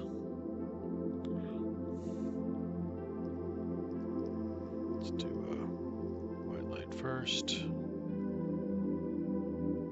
So it's got kind of a yellowish tone here, being very light compared to the typical kikkoman, which is a little bit darker. And these slides, I cleaned very quickly, so I don't think there's like little fragments on here from other plant stuff I looked at. So there's not plant bits in the soy sauce. But I was curious if there's anything unusual in here. I don't see anything unusual in here. It's just transparent liquid. So yeah, just want to see what it looked like. It's just a light yellow color, basically. Not too exciting, but when you see it, it's very dark. And got a few more slides left. I'm gonna look at. Oh yeah, I wanted to look at. I did a slide of honey. I just want to look at honey.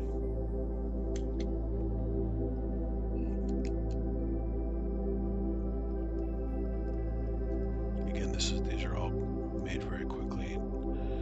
These are not fresh slides. They were cleaned quickly in the sink, so there's still some little plant debris in here.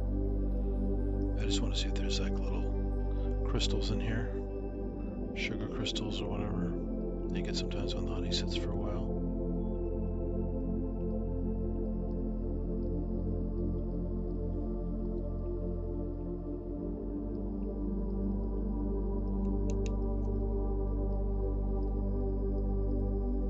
Not really see anything interesting, so kind of like the soy sauce, just a little tint. But now I want to look at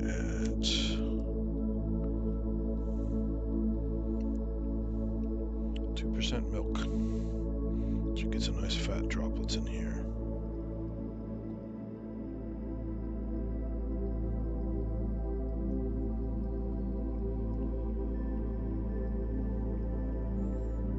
There's my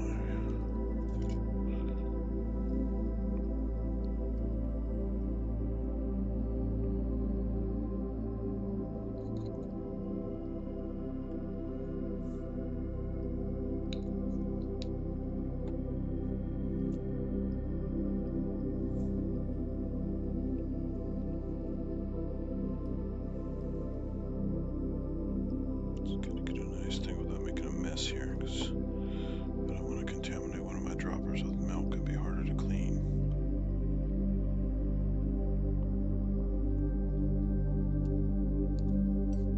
Yeah.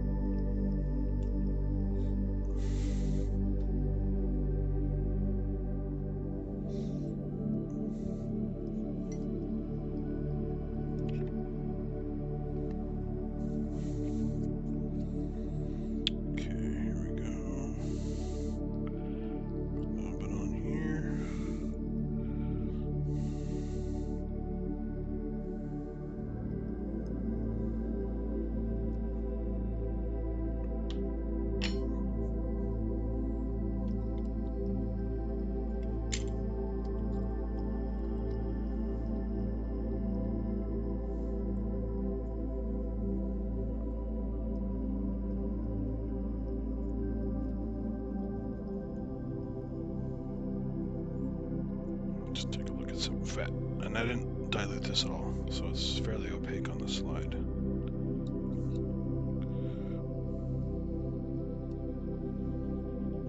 Oh yeah, look at all those little fat droplets in there.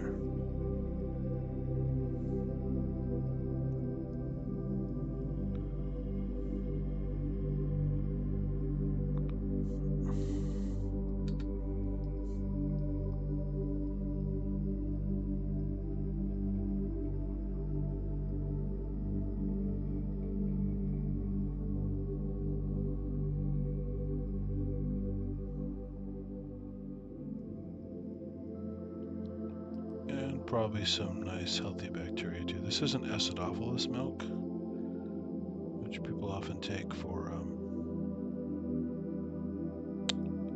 you know, stomach culture issues. You have the lactobacillus acidophilus milk, or you get, you can have kombucha, you can have other kinds of yogurt things that give your gut flora back, but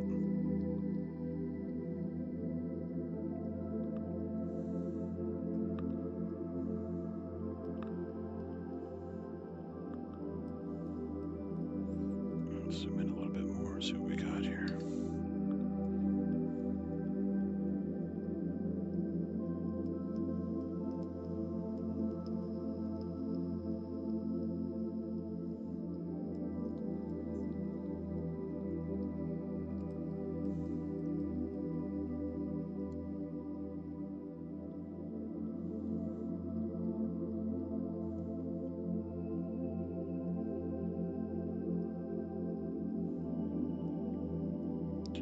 Best contrast here. There's not a lot to grandma disc.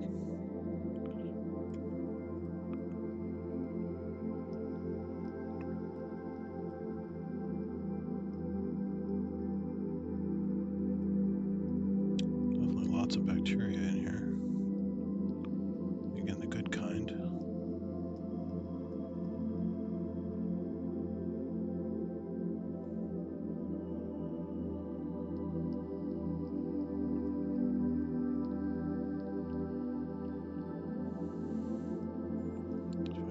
Focus on here. Again, I put too much liquid on the slide, so it's a little iffy here.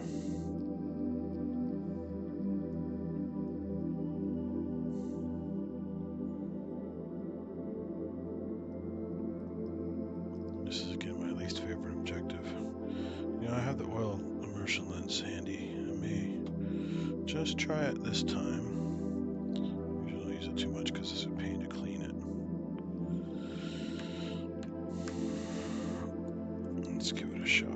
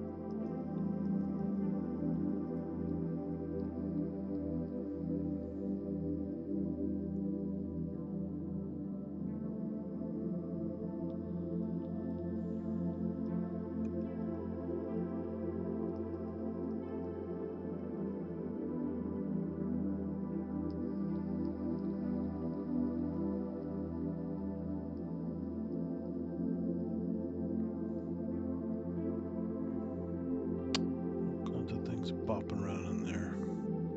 It's really, I should have diluted it a little bit though, because you can see them, but they're not crystal clear because they're in this filmy matrix. But if you stare, you'll see individual things moving, primarily through Brownian motion. This is the motion generated by individual atoms on the small scale bumping into them as they're heated up and moving quicker than normal. And these water molecules and other things are numerous and big enough to make a difference on individual bacteria. So they do this kind of a wiggle dance, just kind of dancing in place. So it's a little hard to see, but again, it's because I didn't dilute the sample. It's basically straight out of the milk.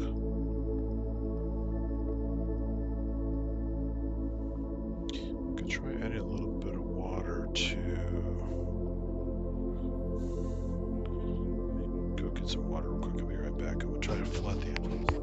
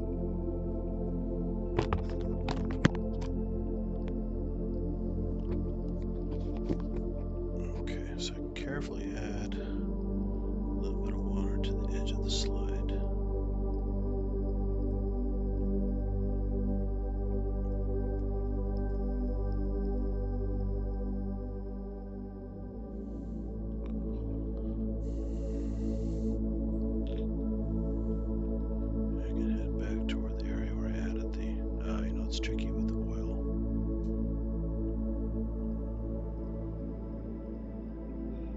Have to break the surface tension of the oil on the lens.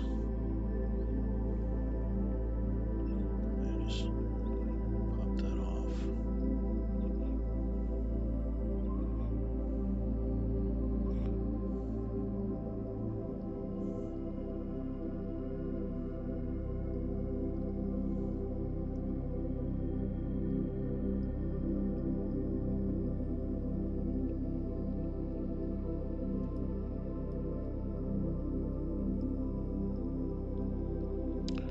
Re-engage the matrix, and now we should get a little bit more separation. There we go. See the individual dots now that I diluted a little bit. You can see them better.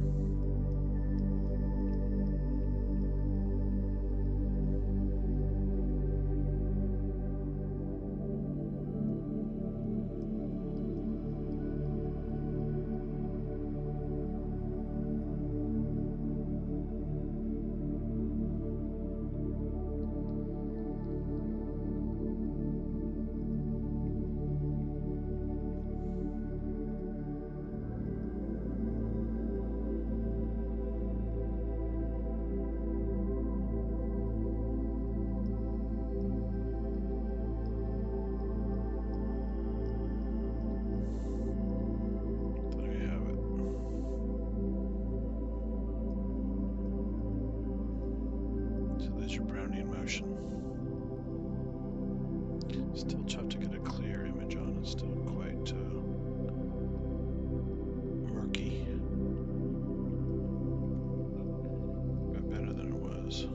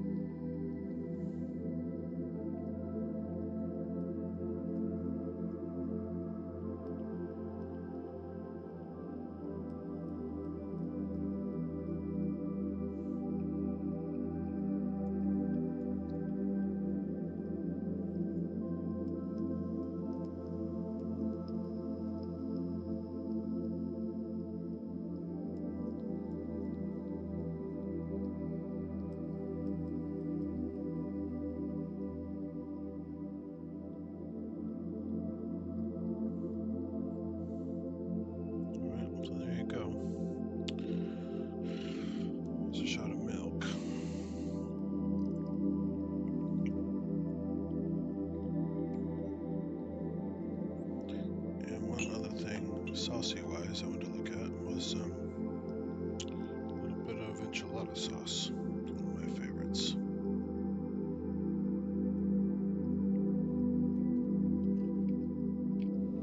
Probably looks similar to the pasta sauce.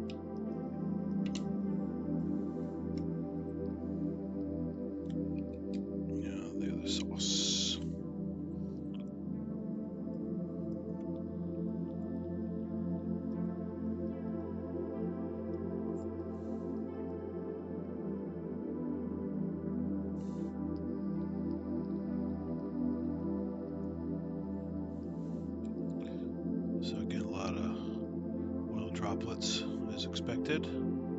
Some are pigmented, some are not. Gives it that reddish color that you get in the orangey reddish enchilada sauce. And little bits of plant material there. That's the red bits there.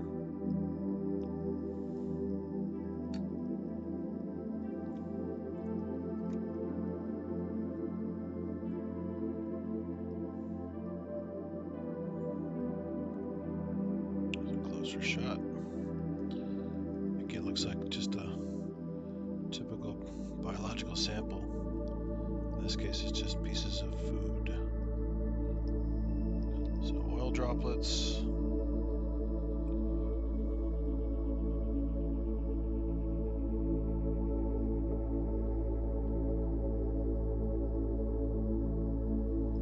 Hey, Native S, how's it going? Sorry I missed you. I was too busy looking at my food samples here.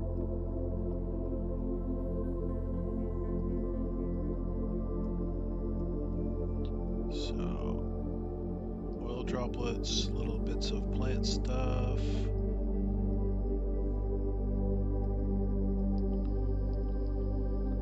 Some big oil droplets there.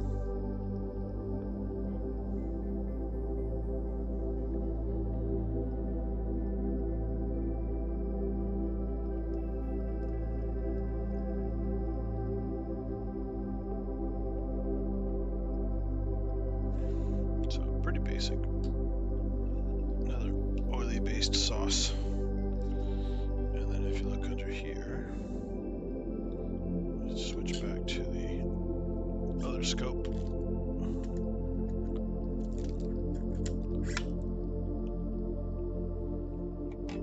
There's the enchilada sauce.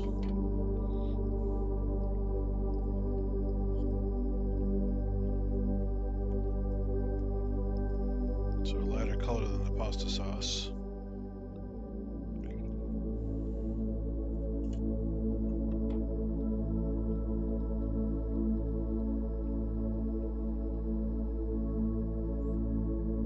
So the chili flakes in there and stuff. Bits of chili skin and stuff.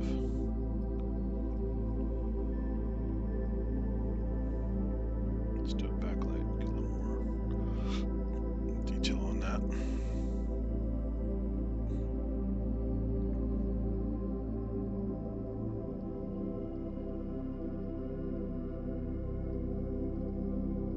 All kinds of goodies in the matrix there.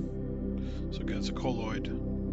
Colloidal suspensions are basically mixing several liquids together that never totally mix, and also includes, you know, chunks, and like salsa would be a colloid essentially. And milk is a colloid.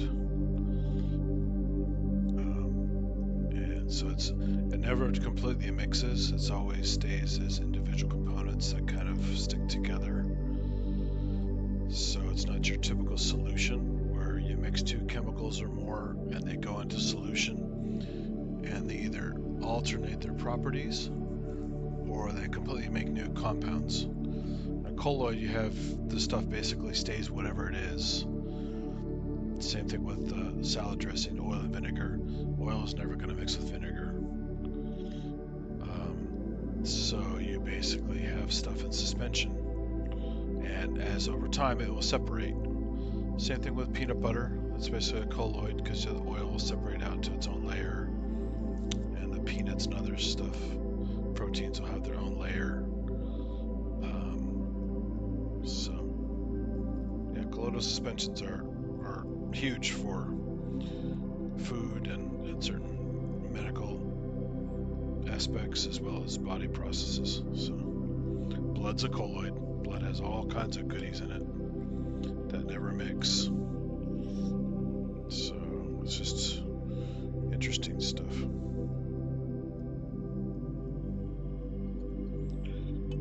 Alright, so that is the sauces. And so the water samples, let's check out potential tardigrade. And this second batch of moss.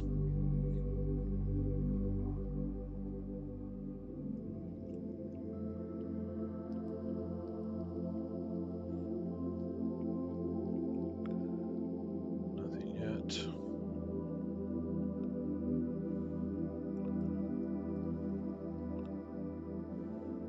So it's hard to be about that size right there. That little piece of that's a piece of moss, a piece of moss leaf. It'll be about that size, a little bit bigger. Kind of opaque, white usually, and opaque. On a typical slide on a compound scope, they look very transparent, but in this light, they would be a little kind of whitish, opaque guy. At least the ones I've seen.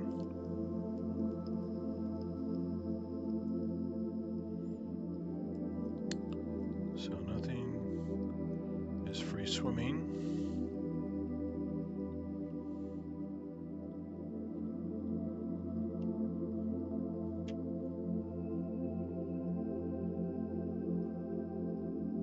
Ooh, got some wings there. Look at that. See that? There's a little guy in here. Looky, looky. What do we have here?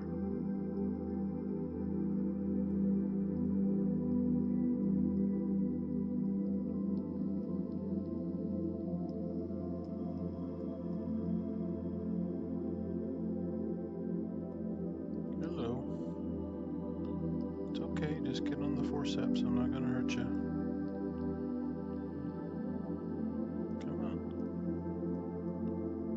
Get on the forceps.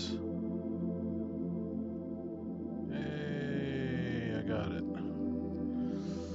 Just gotta rotate it.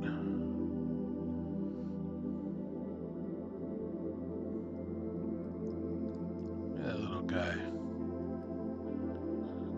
So he's been in the bag for almost a week. Hopefully he had some food in here. Never know when you collect stuff, what's inside.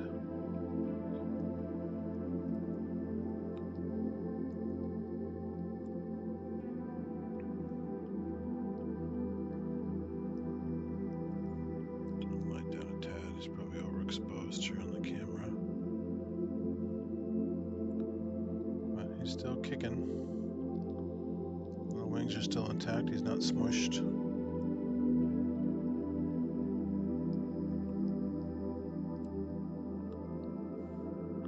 Probably not too happy because definitely being on moss as an insect, he's not an aquatic insect.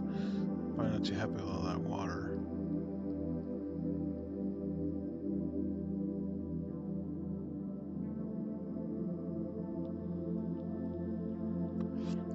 And this moss was quite dry when I picked it.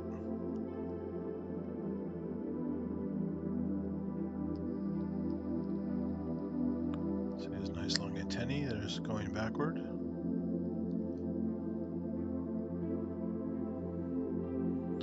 Not sure. This might be a lace wing or something. I'm not too familiar with this kind of.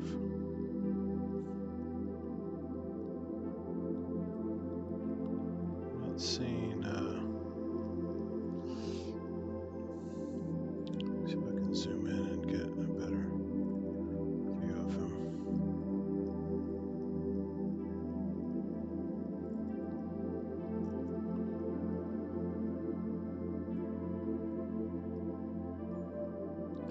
Funny backward facing antennae. Nice bulbous eyes sticking out there. Compound eyes.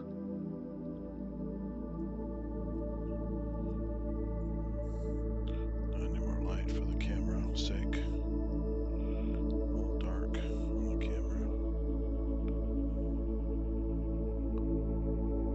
I got red eyes. Nice little red eyes.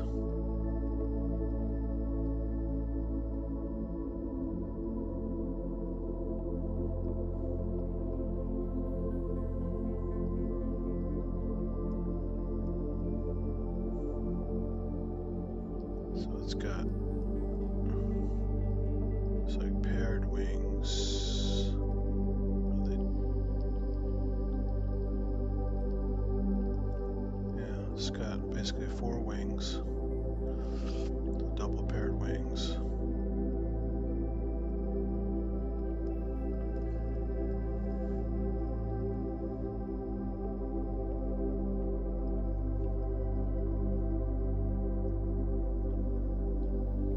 Beautiful detail in the wings, very delicate, transparent. Not really showing up on the camera as much as I would like, but on the scope they're beautiful.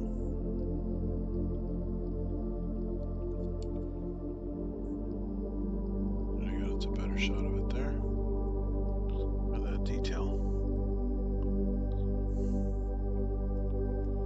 Very nice. Alright, found a fun little friend on the moss. So I'll put him aside here and let him go later. To have a nice, happy times. Alright, let's continue looking through for the main target.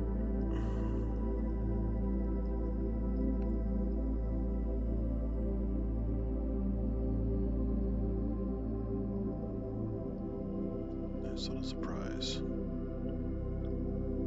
So nothing else in here.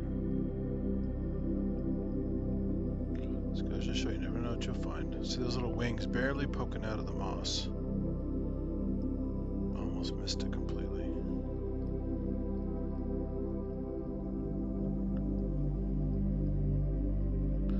One time I collected some lichens that had little aphids on them. They were pretty cute little guys.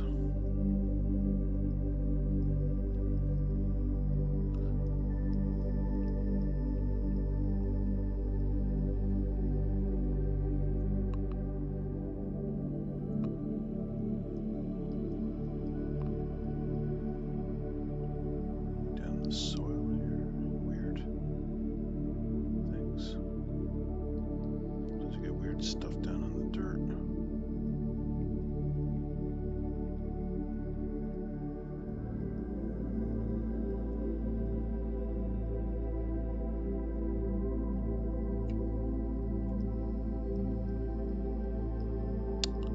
No tardigrades, so just for kicks, let's just shake it up a bit.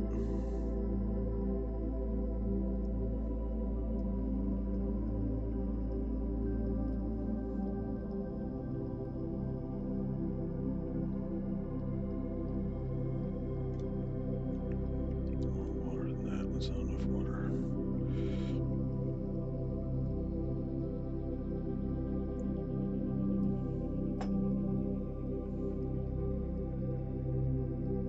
Good thing I didn't put that much water before I would have drowned that little guy.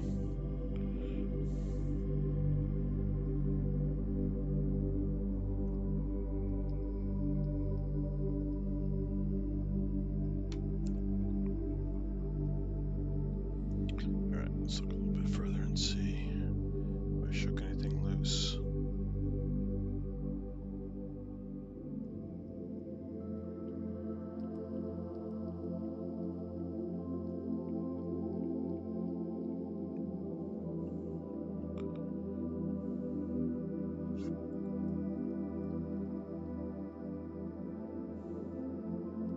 Oh, there's an aphid right there. And looks like he may have drowned because he's not moving. Poor little guy.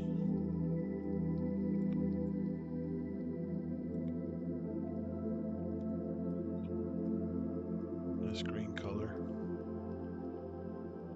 These are the, well, not this that species specifically, but these are the cattle of the ant world. The cattle actually herd these guys, take them underground for safety,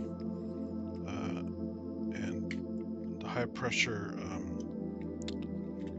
plants, the juices when they come out of the plant, it shoots into the aphid at high speed, and they barely even process it, and it comes out the back end as like a sugar tap from the plant, and the ant has a nice little snack. You can go tap on the aphid, and instead of milking a cow, he's milking an aphid basically.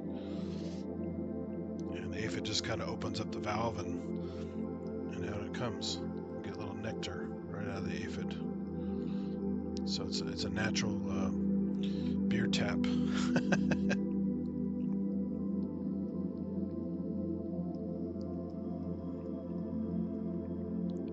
So sorry, aphid. I say the back leg is twitching, but it's just nervous response. It's basically dead. It's drowned already.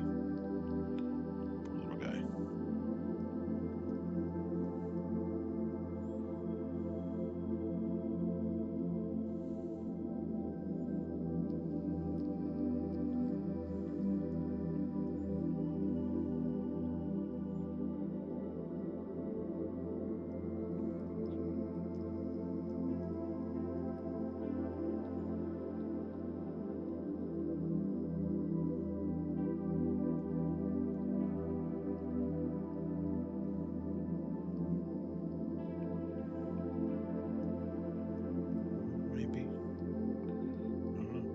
Onto this, I'll take it out, but I don't think it's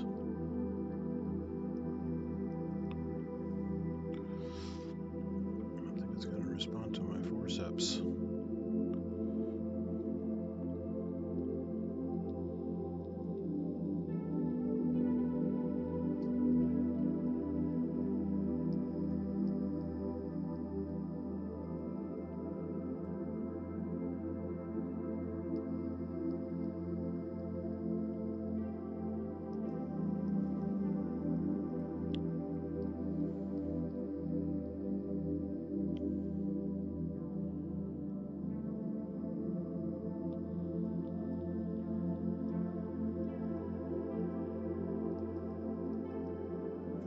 Raft.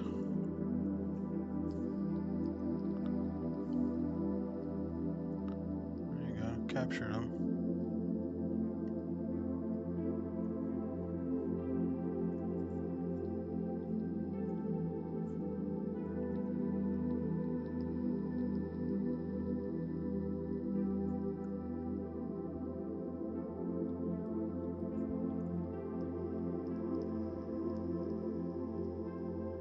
Doesn't look too happy.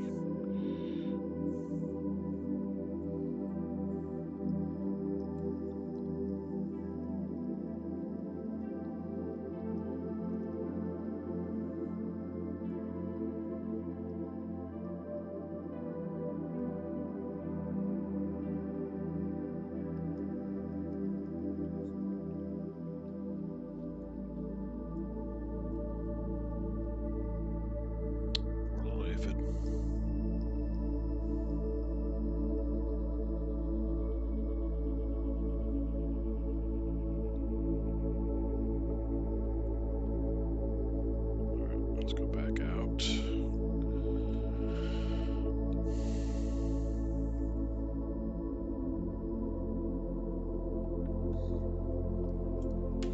A little bit more looking for things that shook loose.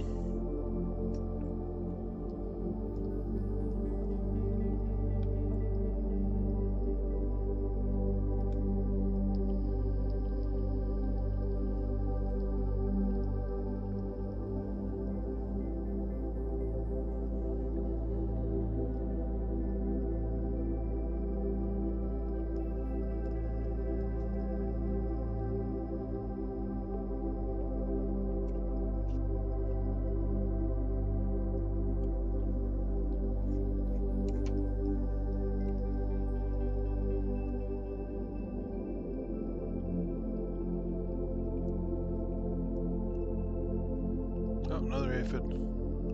Sorry, aphid. Another casualty.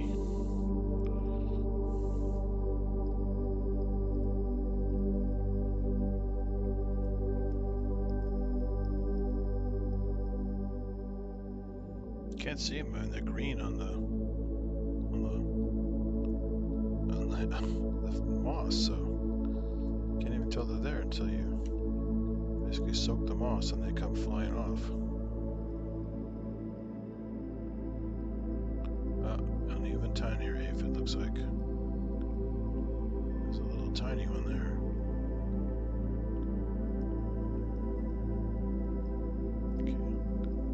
Okay. Occasionally a little little spiders in here too.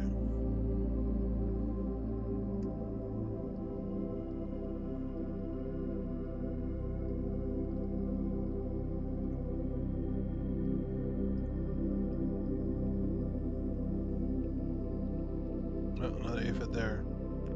Stuck in the plants. Sorry, buddy.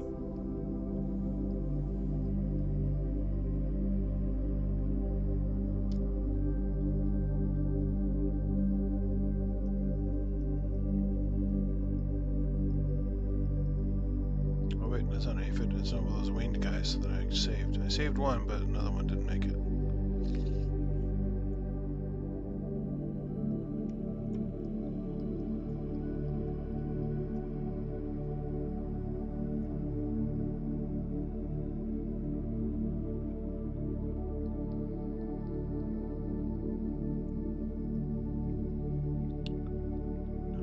Tardigrade goes. Oh, looks like mine.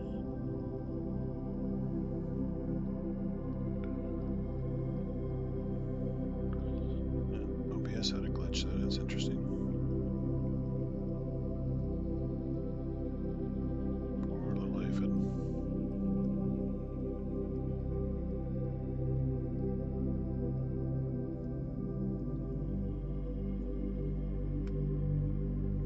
Hopefully it still comes out okay. OBS had a glitch. I thought the audio cut out, but the whole thing glitched on me.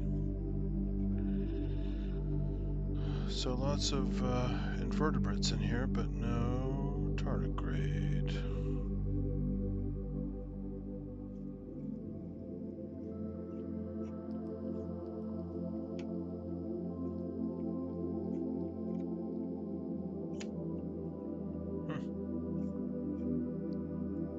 Alright then. Oh, another aphid down there. Boy, there are a whole bunch of aphids in this moss. It's shocking, because when I picked this moss, it was so dry. And aphids don't normally like dry. They need to be near moisture.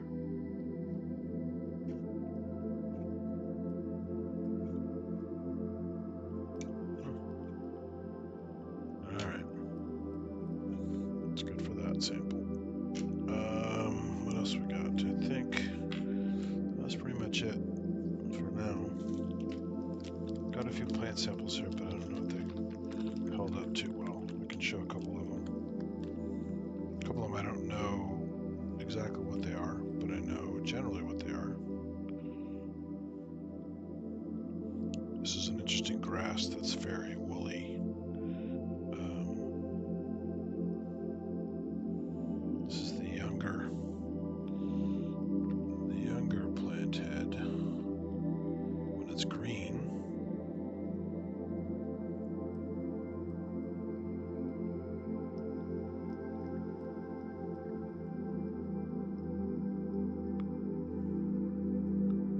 this is where of course, where the flowers would go.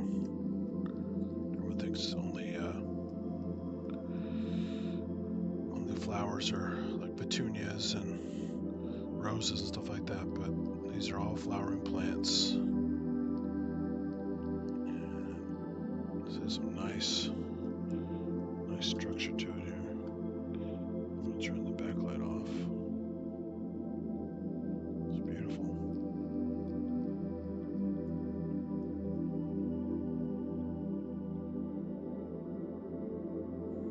So nice and green because it's still got some flowers. See the individual stamens sticking out there, the male parts poking through.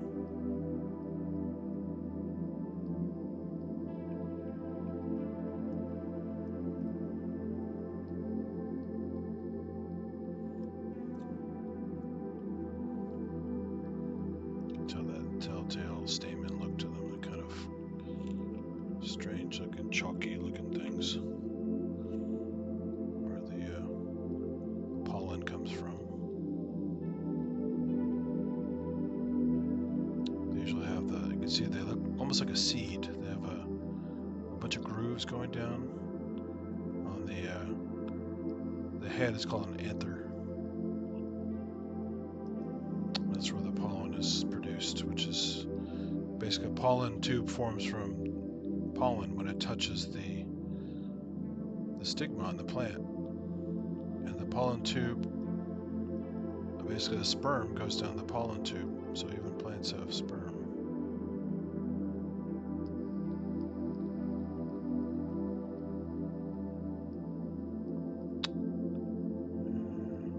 And some of the basic structure of the flower heads here.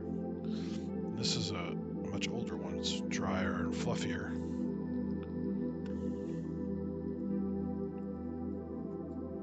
Brown. You see the stamens are still there,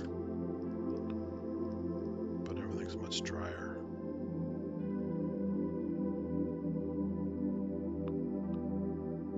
I'm not seeing the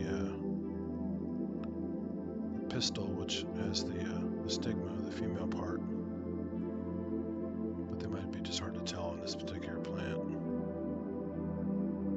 And some plants have flower heads of different gender, and flower heads, whole plants with different genders. So you can have a male plant, a female plant.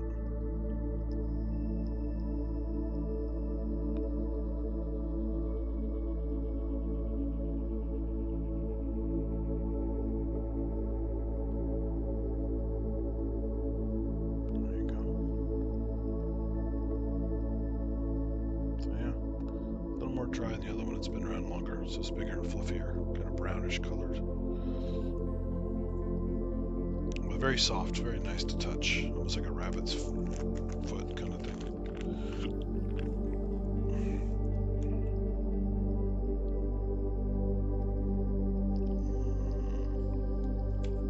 What is this? It's dried up, hard to tell at this point. Yes.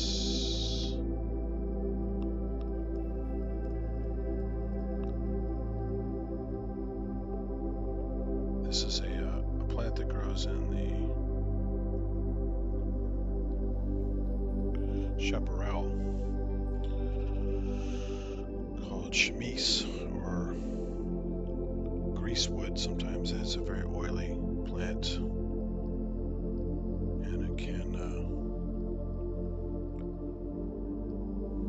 supposedly in the right conditions and hot temperatures actually help to start fires.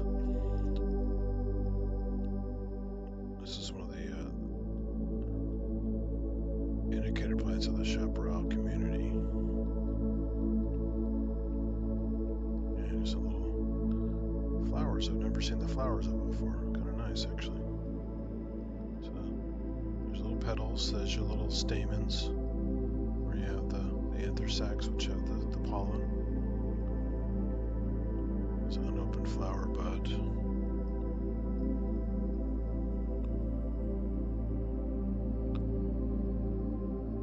More flowers here.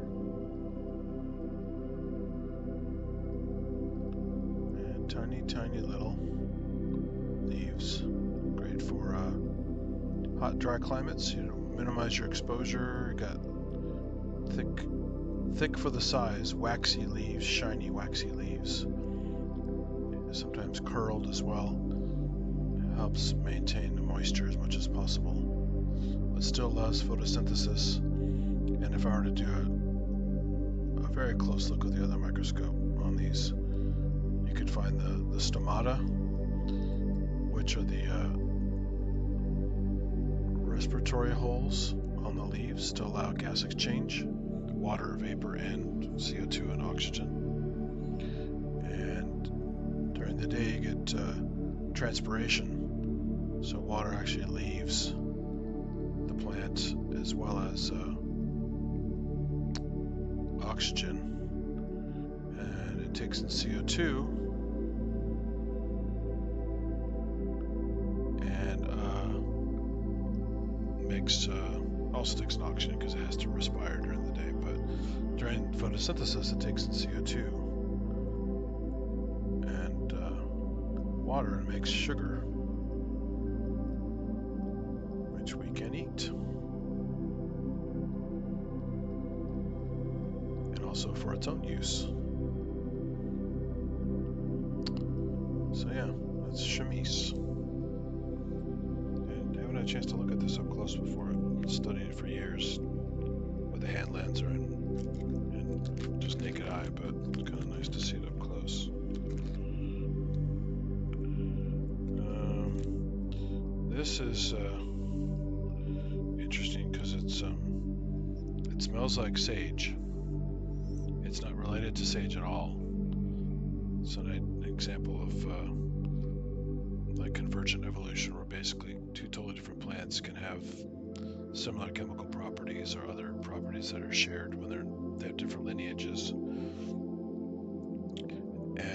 in this case, it's California sagebrush. It's actually related to another plant in the area called mugwort, which they used to make candies out of in the 20s, the 1920s or earlier, and also is reported to be an assistance in curing yourself with the nuisance of poison oak, but I've never seen anyone really use it. It's just kind of in the literature, like a wives' tale almost. Anyway, so this is this kind of a spindly. You can see it's hairy, so it looks kind of silky, shiny in the sun. But again, very good for dry adaptation. So sunlight reflects off the hairs. The hairs also maintain a barrier, so there's moisture maintained. It's got these tiny little flowers, which I've actually never looked at before.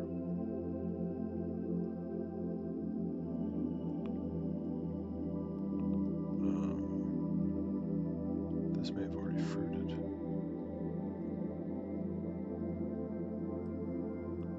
No, it's a flower bud. It hasn't opened yet. But yeah, so it's little hairy, silky hairs on it,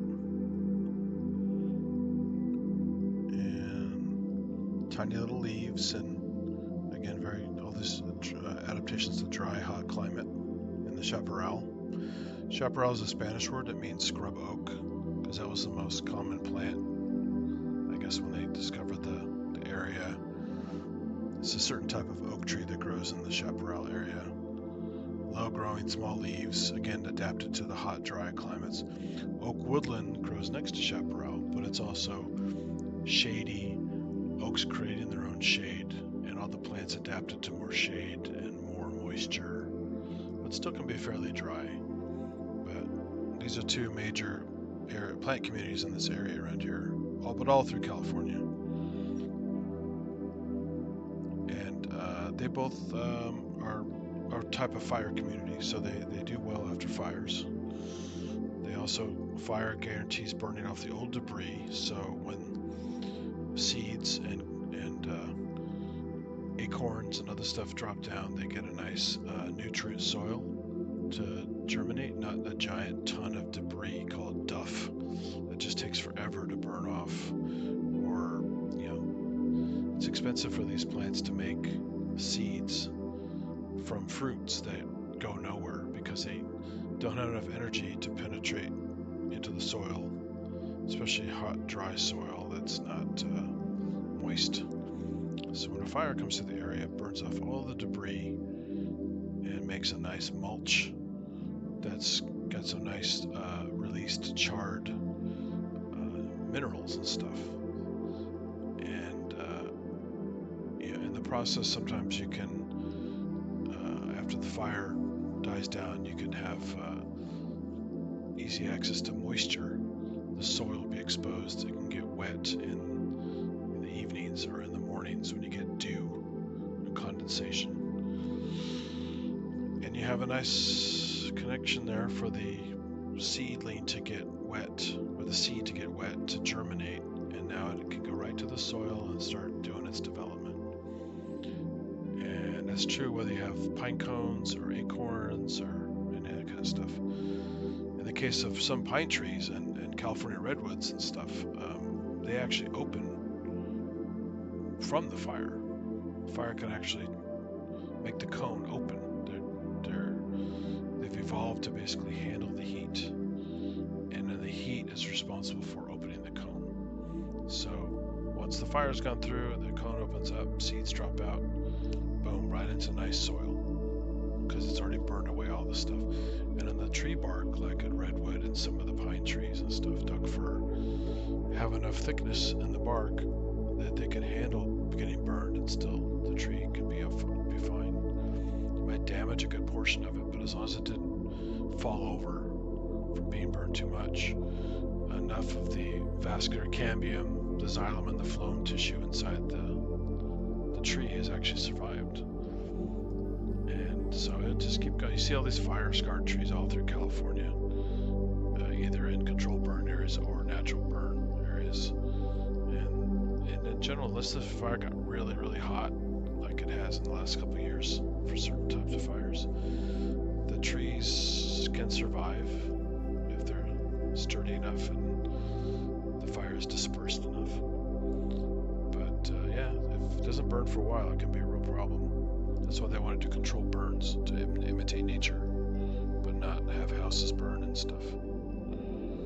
But you know, when you put your house in a place known for fires, like Chaparral, Oak Woodland, all through the hills in California, and you expect not to ever get your house burned, it's kind of a tricky proposition. You know, the fire department can only do so much. Nature wants to do what nature wants to do.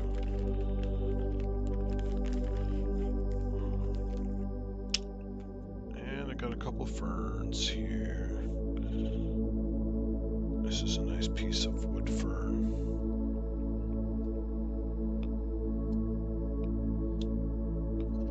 It's pretty big, so I have to kind of move around. There you go. Nice dense fern. There's actually a fractal for this fern. You look up fractals. They've actually made a t-shirt out of it and stuff, but there's a very specific fractal that makes a really nice wood fern. And ferns are primitive vascular plants. They don't have fruits and flowers. They reproduce with spores. So when you flip it over, looky. Some have little spore covers, some have like little umbrellas where the spores are kind of underneath it, like a beach umbrella. This particular one is, let's go in close here and see. This is more like the umbrella type. So, carefully poke away at one here. I can find there we go.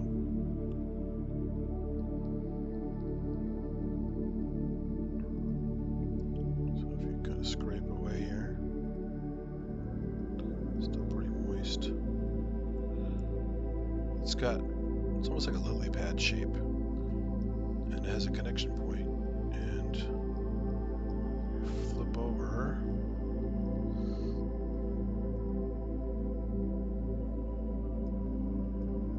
Get the better angle here. Flip this guy. Well, in this case, I just picked it off. But if you turn it over,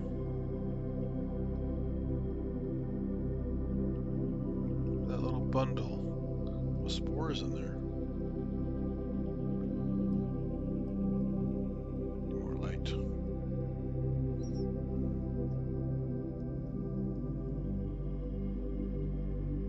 That's the part I just flicked over actually. And it's like a little ball of spores underneath that little protective cover.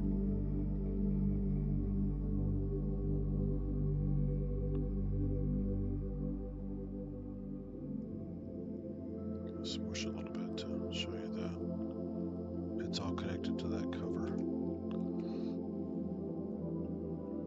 So there's your spores.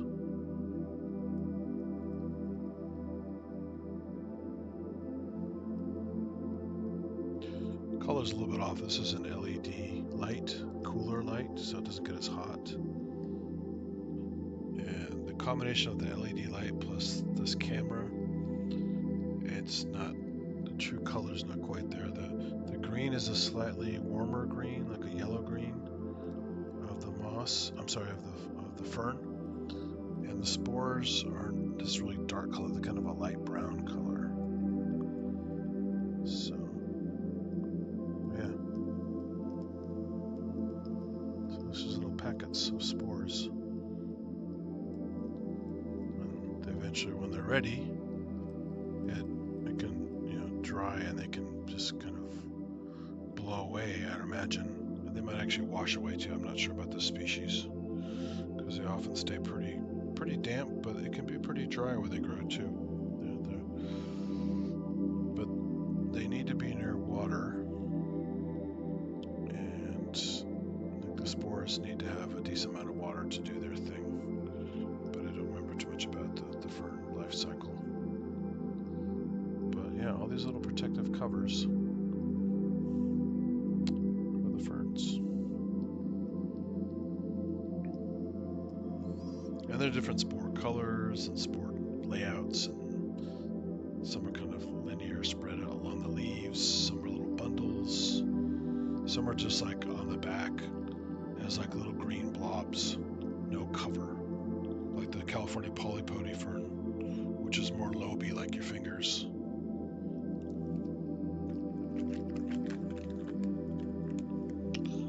And what else we got here?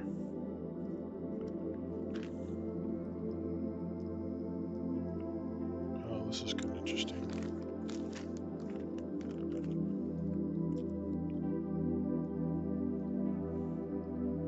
This is a plant called Toyon.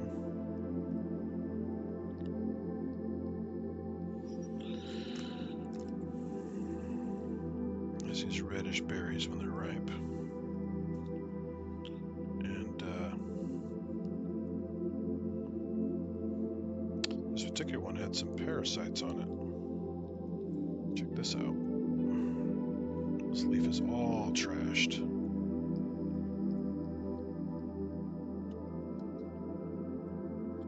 See how lumpy it is and distorted and stuff? It's just basically being attacked by parasites.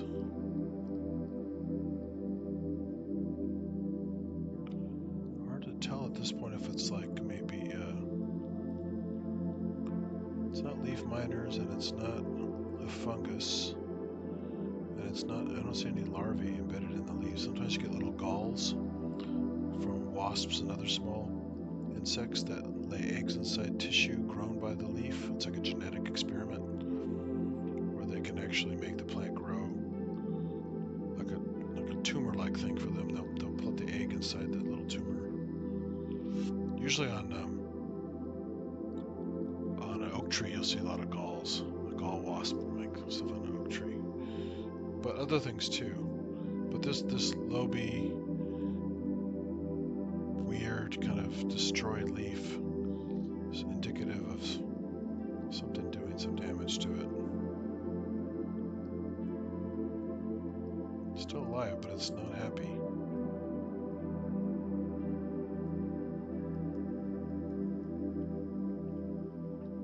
As happy as a leaf could be, I suppose. But yeah, it's all kind of distorted, and it's got a few holes chewed in it too, so some insects probably had their way with it. But the normal leaf looks more like this. It's a young leaf. And then these are the flowers that come with it. There's what's left of the pistil. A little black thing sticking out there, left of the pistil. A stigma at the top there, the female flower, female part of the flower. These are pretty thick already, so they may have already been pollinated, and they're starting to fruit because they're pretty firm. And the flowers look pretty spent, so may already be starting to fruit. But not anymore because, of course, I picked it. But yeah, so good time here for flowers. And now, so look at that, it's got some lichens growing off of it. Lichens inside it, hitching a ride. lichens are fun. They're basically a fungus that has grown with a relationship with algae. So there's singular of algae is alga. So there's a fungus and an alga species. Basically, a fungus makes the home, algae provides the photosynthesis and the food, and they live together. It's symbiosis called mutualism. Just like we have bacteria that live in our skin to give us vitamin D and sunlight, we give them a home on our bodies. And there are some beneficial bacteria that live in your gut, and there's some not so beneficial bacteria based on your health. But the good ones help us out with our gut flora. And in the cases of termites cannot digest wood. They can chew it, process it, get into a paste, and ingest it. But their bodies cannot digest it without the help of microorganisms inside of them. One of them is called trichonympha and actually can digest cellulose. Same thing with cows. Cows basically can't digest cellulose either. They have the four-chambered stomach, and in various parts of their stomach, they've got bacterial colonies and probably other protozoans in there helping to digest the cellulose, because they cannot. We don't even have that. We eat a lot of cellulose with plant fiber and wheat fiber and any kind of leaves you eat, all that kind of stuff. You can't digest that, so it basically becomes roughage, it becomes fiber, non-digestible, that you basically helps clear out your digestive system, gives you some nutrients in the process. But you're not getting food value from the cellulose in the leaves and stuff. But if you're a proboscis monkey or some other things like a colobus monkey or any kinds of herbivores that have kind of a pot belly, they can also eat leaves and store stuff in there. Same thing with a koala. They eat lots and lots of leaves, relax for a while, digest their food, and the goodies they have in their stomach, the little microorganisms do that work for them because they cannot digest the cellulose themselves. So, interesting stuff. Yeah, even little termites, even they need help. With all the wood they eat, you would think they're actually self-sustaining, but they need help from some little guys as well to get their food.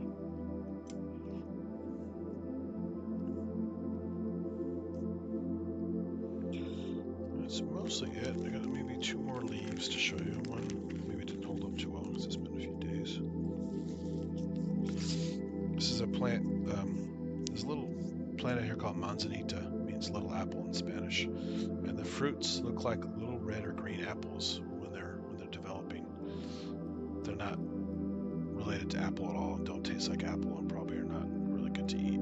Probably not so pleasant on your stomach or your body chemistry. But there's a similar looking plant called madrone or madroño. A lot of names in Spanish out here because it was formerly owned by Mexico. But after all, this is Alta California. There's still a Baja California, but this used to be Alta California where I live. Anyway, so there's this beautiful leaf. The plant has a similar growth pattern, although much bigger and can form trees than manzanita. But it also has the peeling bark phenomenon, which is considered by botanists in general that maybe a trait they develop from the tropics. When you have a lot of epiphytes, a lot of plants, a lot of things growing on your bark for a free ride to get to the sunlight and a place to live. But they weigh you down, especially when they get wet and they build up and build up and build up. And they can make your own branches collapse under the weight.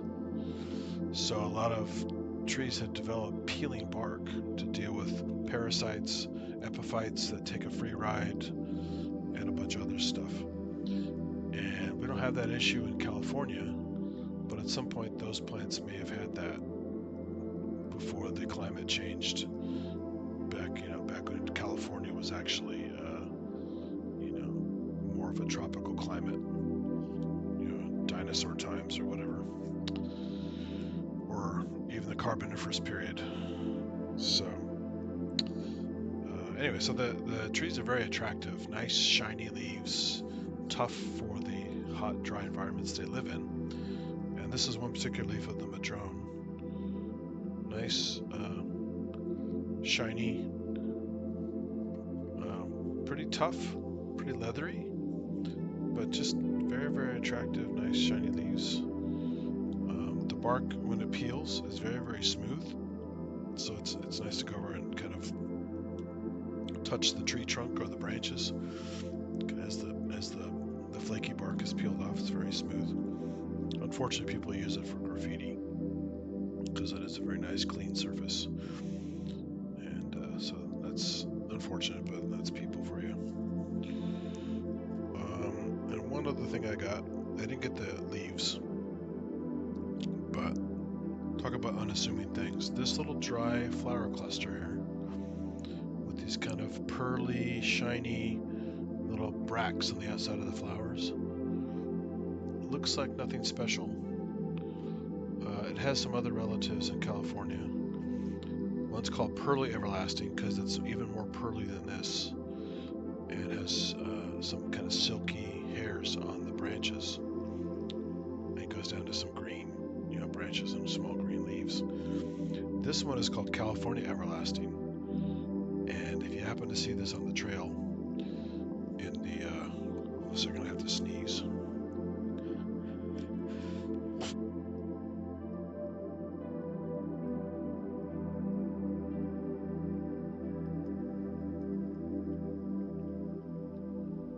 Okay, crisis averted. Got my sneeze muted in time. Anyway, so this is California Everlasting. And it's a little more plain looking than Pearly Everlasting, but it's a pretty tall plant that grows in the chaparral, oak woodland stuff. You see these little kind of yellowish, whitish, creamy colored, boring looking, dry, bract flowers. And then you pick one of them, or just bend down if you don't want to pick it, which is probably better than what I did, is pick it. And you inhale. If you're not allergic, you don't have an allergy problem, whatever, and you get this wonderful aroma of maple syrup from these flowers. It's really, really nice. There's another plant I had in a previous stream. This was taken from Edgewood Park in Palo Alto. Sorry, not Palo Alto, but it's what is that? It's near Woodside. It's in San Mateo County, but I forgot the actual city it's next to. Probably closest to Woodside, off of Highway 280. Beautiful place, saved from being a golf course many decades ago from forward-thinking people. It's part of the watershed for the local reservoir nearby, so it's important to keep as much natural land as you have, so you don't have pesticides and herbicides washing down into waterways and being taken over by a golf course that wastes thousands and thousands of gallons of water every week during hot months in a place where we have droughts a lot. It's just, we already have enough golf courses, we don't need it. And it's also a beautiful natural little setting. We just happen to have two animals that weren't the only place where they're located, but they have the Bay checker spot butterfly and the San Francisco garter snake were found there. But also they have one of the few remaining untouched stands of California serpentine grassland, which serpentine is the rock name of the mineral serpentinite, which is California state rock. Serpentine is California state rock. It's actually related to asbestos too, which is weird. It has this kind of ropey look to it sometimes, flaky, ropey look. But it's a beautiful green rock. It's all through the soil out there and stuff. You're not going to get dangerous asbestos by walking by and touching it because it's not processed like it is in housing back in the old days. Anyway, so it's a really special chemistry in the soil. And this is not limited to serpentine soil, this plant. But this is one of the few treasures you can find out there. One of the other ones I had, it looks like a weed out there, but you can find quite a bit of it out there. It's called pineapple weed. And it looks like a typical weed that you would just step on and say, oh, it's another one of those awful invasive things that came from, from Europe or from Asia or from Africa that are very aggressive plants, just like some of the aggressive birds that were brought here, either on purpose or accidental, like starlings. But no, the pineapple weed is actually a native plant. It's just really well adapted to a disturbed habitat like a trail or a vacant lot or whatever. So that's really just definition of weed is. It's not a non-native plant. It's pretty much a plant adapted to a disturbed habitat. So here's a native plant that's adapted to disturbed habitat. That's a weed. It's also a very cute little thing, and it smells like pineapple. The actual the plant actually smells like pineapple. It's really nice. So you have this one that smells like maple syrup. That one smells like pineapple. And as you're going about your hike, even on a day when there's not a lot of nice flowers, it's off season. It's not spring. It's not early summer. You can still find some of these other things out there that are pleasant and bring some more sensory experience to the hike and make the place even more special. So if you have anything like that in your area, or if you visit out here, definitely take the time to check some of these special places out, because they took a lot of work to save them, and they may not last forever, but people who know about it love it, respect it, take care of it, and it's just a really great place to go. It's not a very long hike, but you get a nice bit of exercise. Incredible view. You can see a good chunk of the bay from there because it's high altitude. You can get a nice view back toward the coast range. You can't quite see San Francisco from there, but it's not high enough with the hills next to it. But you can get an incredible view all around, almost a 360 view at one point of the whole area. And like I said, it's a very special place that basically made when the plants were brought over from Europeans, again, either accidentally or on purpose. And these golden hills of California with these annual grasses like oats, wheat, rye, various other things, and weeds like wild radish, wild mustard, and all that stuff. All these things were introduced from settlers and from explorers and stuff. People are used to them because they've been here forever, but they weren't originally here. They were brought here, and they just kind of, dominate the landscape. So the nice thing about the serpentine grassland is the plants that evolved to live there, because the unusual balance of serpentine in the soil. It's low in calcium and high in magnesium, which is kind of not a good balance for most plants. It can stunt the growth or make the plants not grow at all if they're not used to that imbalance. And the plants that evolved here learned to deal with that. The plants that were introduced here can't. Although over time I noticed some of them started to grow in some of the areas they didn't grow before, so that even the plants adapt. But for decades and decades they didn't, and the plants naturally had their own little protected area just from the soil chemistry, not from anyone picking them, not from animals grazing the introduced plants. That made it a special little place that kind of like locked in time, like when the settlers came here, like Agassiz and some other famous biologists that came out here and actually used to paint landscapes. And you could find images of their artwork. They used to paint when they visited out here doing exploring. And the place looked totally different. The makeup of the land was very different. You had more bunch grasses that were perennial. You had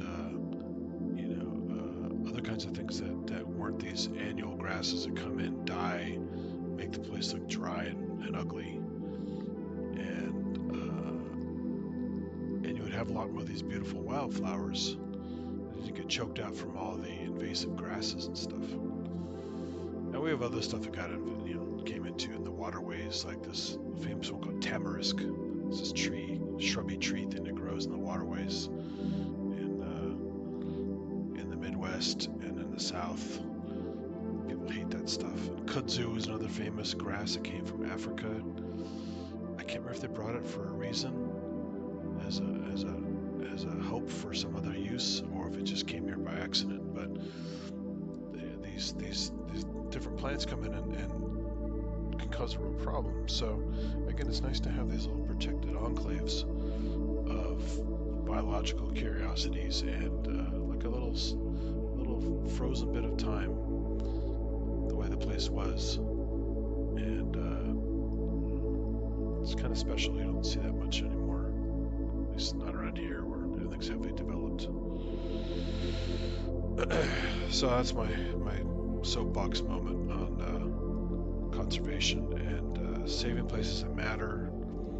Saving places not just because they're special, but because they provide a nice place to walk and to decompress after a long day. Take time with your family. Some places you can't take dogs on a leash. Not all of them, but some of them you can. Some of them are horseback riding friendly, so people who have horses can use them. So it's not so protected you can't use it for multiple things, but it's respected as a natural place. And you don't get people picnicking there and making loud noise with music and running around and tromping on things and stuff. It's a pretty special, respected place. And it's nice to see that in this day and age when stuff isn't really looking like it's heading that way. So again, just a plug. Look for those kind of places in your area. Check them out and enjoy them while you can. And you might find something cool that was under your nose you just didn't know about.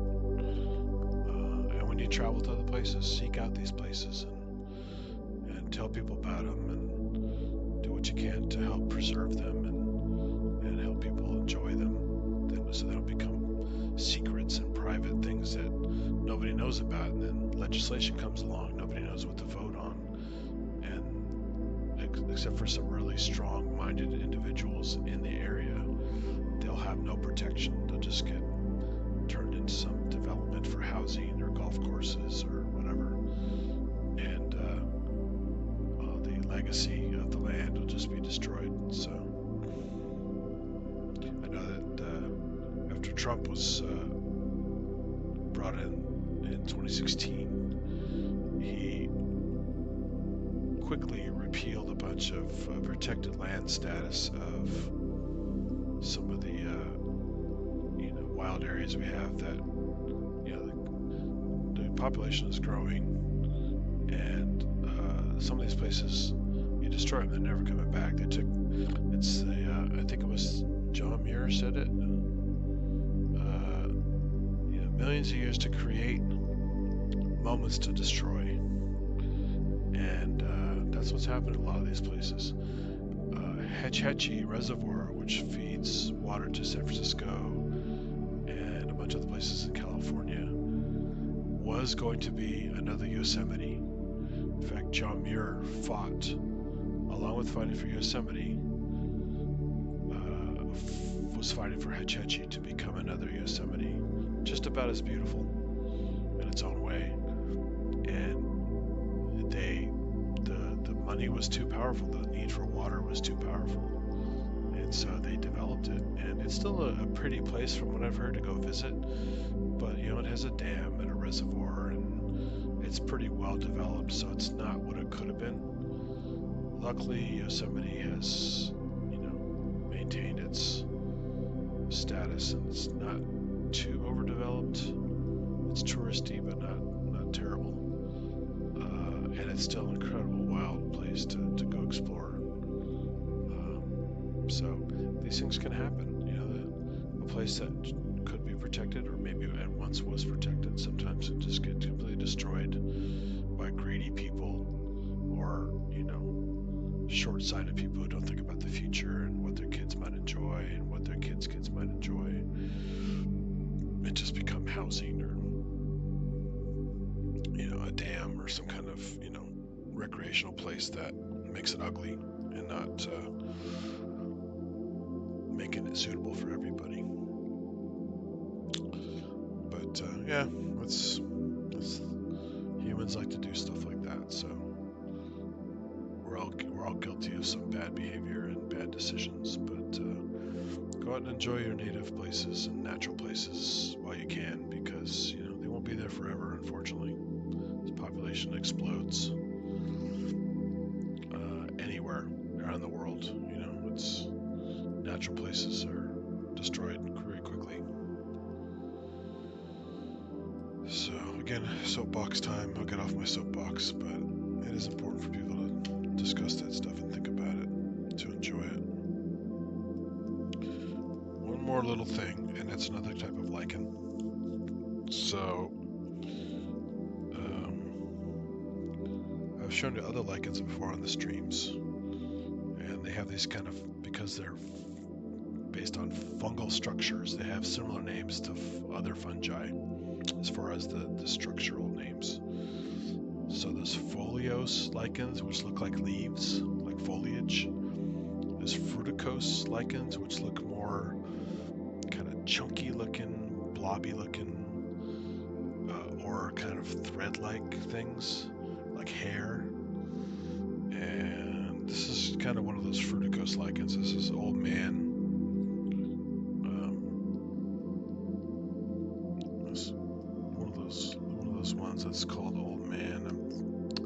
I forgot if this is Usnea or something close to it, but you can see when you zoom in on it, the real famous old man that drapes from power lines and parts of the desert and stuff looks like cobwebs almost, but it's greenish gray like this. That one's definitely called old man. This one I think is also called old man, but it's been a while since I looked at it, so I kind of forgot. But it has this real oh, there's a little guy in here too. Look at that. Look, we got a little guy. There's an aphid. This one didn't drown because it's not moss in the water. Is there a little aphid in there poking around? A little aphid walking through there. Where'd he go?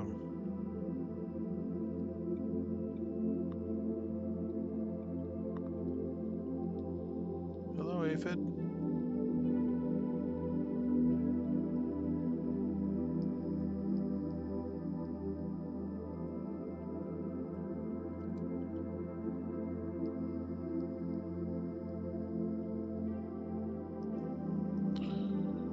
This particular collection here has actually a couple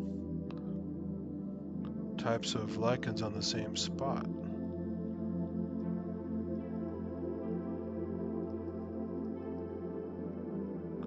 Or actually, is it connected? Hold on, I might be wrong there.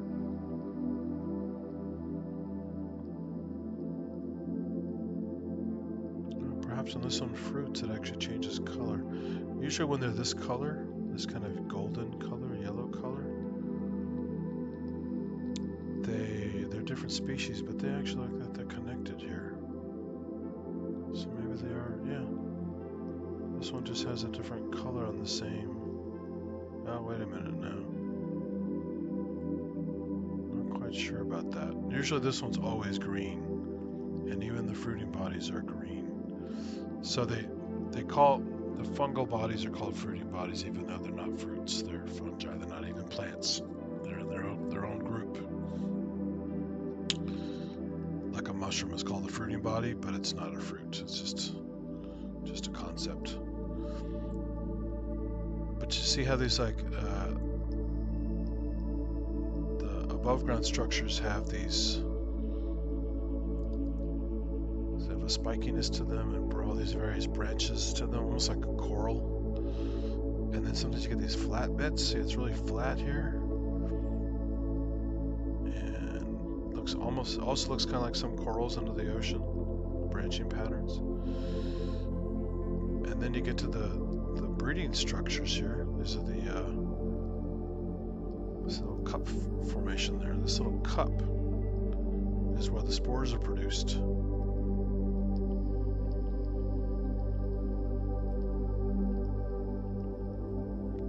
And I believe they call these gemmy cups.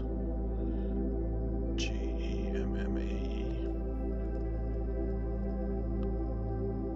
And I think, again, my lichen knowledge is really slipping compared to, I used to read about them like 20 years ago, but I think this particular lichen is based on Ascomycetes fungi, and these cups form ascospores.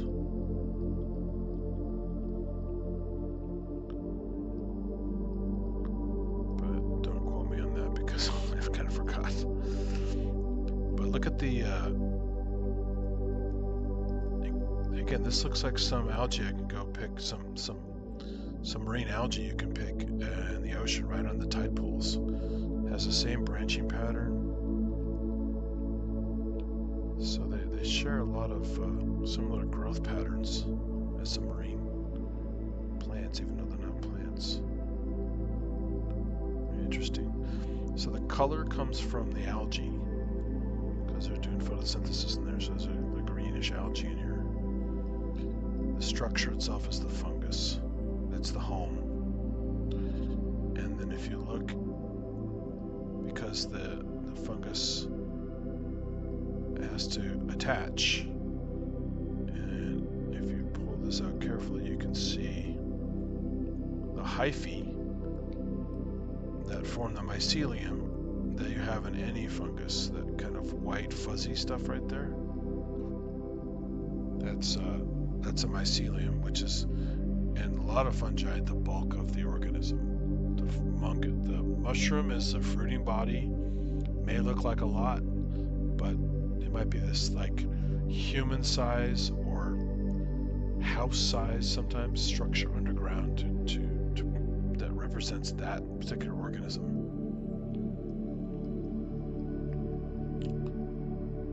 And some can be because they basically grow from splitting off and splitting off and splitting off, basically cloning themselves. They make these fairy rings, and you can have this radiant growth out in a ring structure, and a fairy ring could sometimes encompass an entire village, or at least an acre, a couple acres of land. And redwood trees, like coastal redwoods, can do a similar growth pattern where they can stump sprout and form fairy rings of trees, and they're all clones. They're all the same tree doing that. So a lot of these organisms have similar growth patterns and behavior, even on a bigger scale or a smaller scale.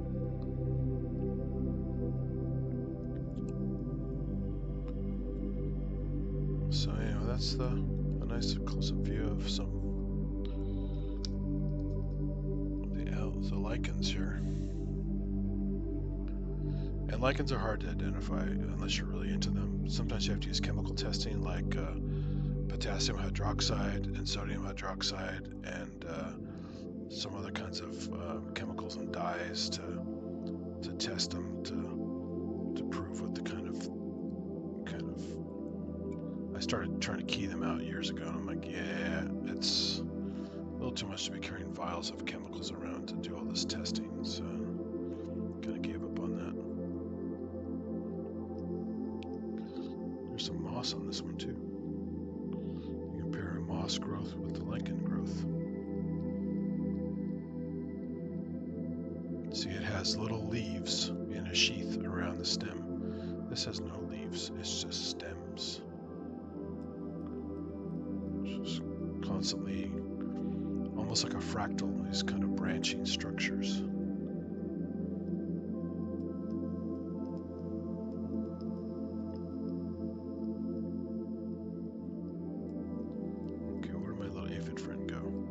here's a foliose lichen right here, right next to it. So there's a different lichen. So several lichens on the same branch here. Foliose lichen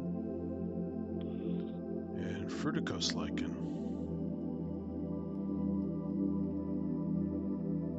And even some of these kind of day glow green-yellow lichens, very specific. This one's starting to grow here. Little bits there. You see them on rocks a lot too. Very colorful.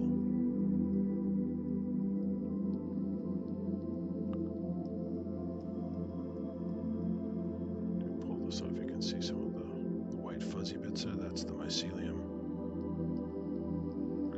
Each individual, if I put this little piece on the compound microscope, you would see tons of little tiny threads growing like roots, but that's the bulk of the organism is the mycelial structure.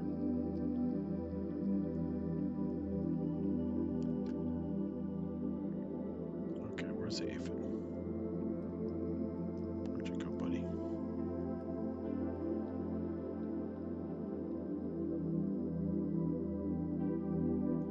More foliose lichen there.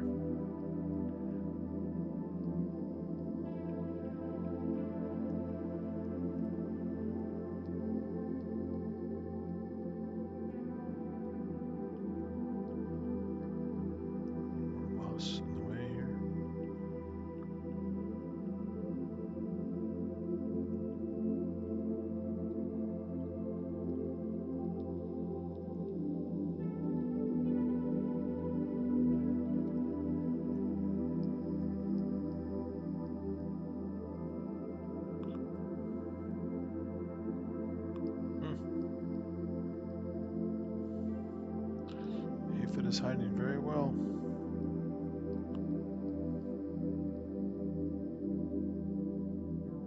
I don't want to poke too much, I'll squash it, but anyway. So lichens. Lichens are very interesting.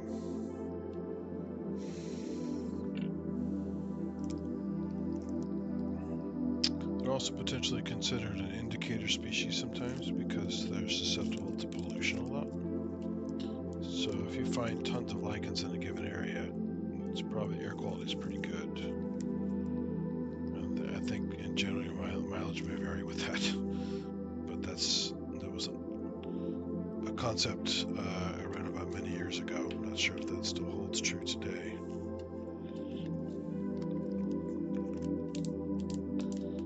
But yeah, it's fun. Even on hot, dry days in pretty uninteresting areas like parts of the desert that look pretty drab, you can basically find the beautiful structures like lichens and either encrusting rocks or hanging off of power lines. Some places even in the desert you get relatives of bromeliads called tillandsia.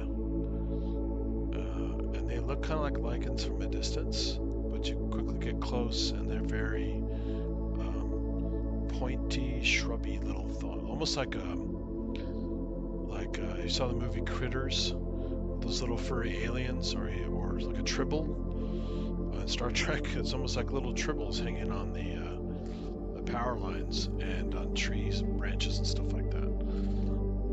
So sometimes you get growth of those kind of structures in areas that's not a lichen. Might be lichens nearby, but you get those as well. I saw those down in Baja, and I think parts of Arizona had it as well, and even mainland Mexico, the desert part of mainland Mexico. But anyway, we've been going on for quite a while here. My music, I downloaded a 4-hour ambient music loop and it hasn't run out yet, so it hasn't been that long yet, but it's been quite a while. So thanks again everybody for joining. I'll have to go back and read the chat. I haven't had a chance to read every bit of it yet, so please if you happen to replay it, it takes about 12 hours usually the chat to show up in the replay on YouTube, depending on how long your stream is and some other details.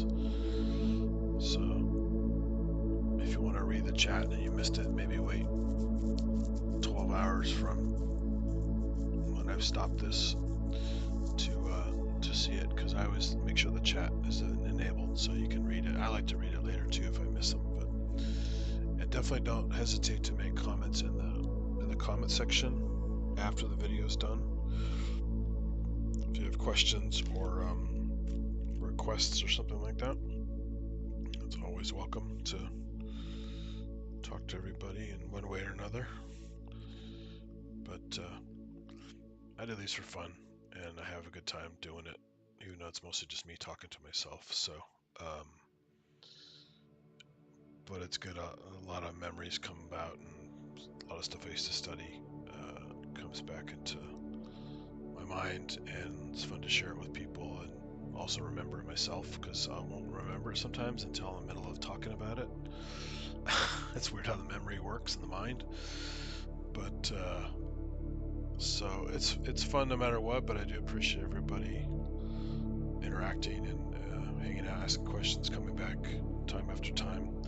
I don't structure these very regularly. I try to get one a week if I can, but sometimes I don't have good specimens, or I'm busy doing other stuff, or whatever, I can't. So again, thanks for hanging in there, considering I don't really announce these or post them on a regular basis, but it's always nice to have people that are interested in what you're talking about and what you're sharing, and maybe we can get other people invited or share the information with them. Get other people interested in stuff. Science is always fun, even if you're not a nerd about it. You can still have a good old time and share information with people, and I try to talk about stuff in here. It's not just pure boring techie lab stuff or hardcore science. Also some fun stuff, some historic stuff, some natural history stuff. Sometimes I should start talking more about California Indians, native uses and stuff. I used to study that a lot too, but I'd have to refresh because I forgot a lot about it. I used to work at a botanical garden, had a lot of California native plants, and I used to talk about all kinds of stories that the kids loved and the adults loved about uses of the plants for people who actually lived here and lived off the land.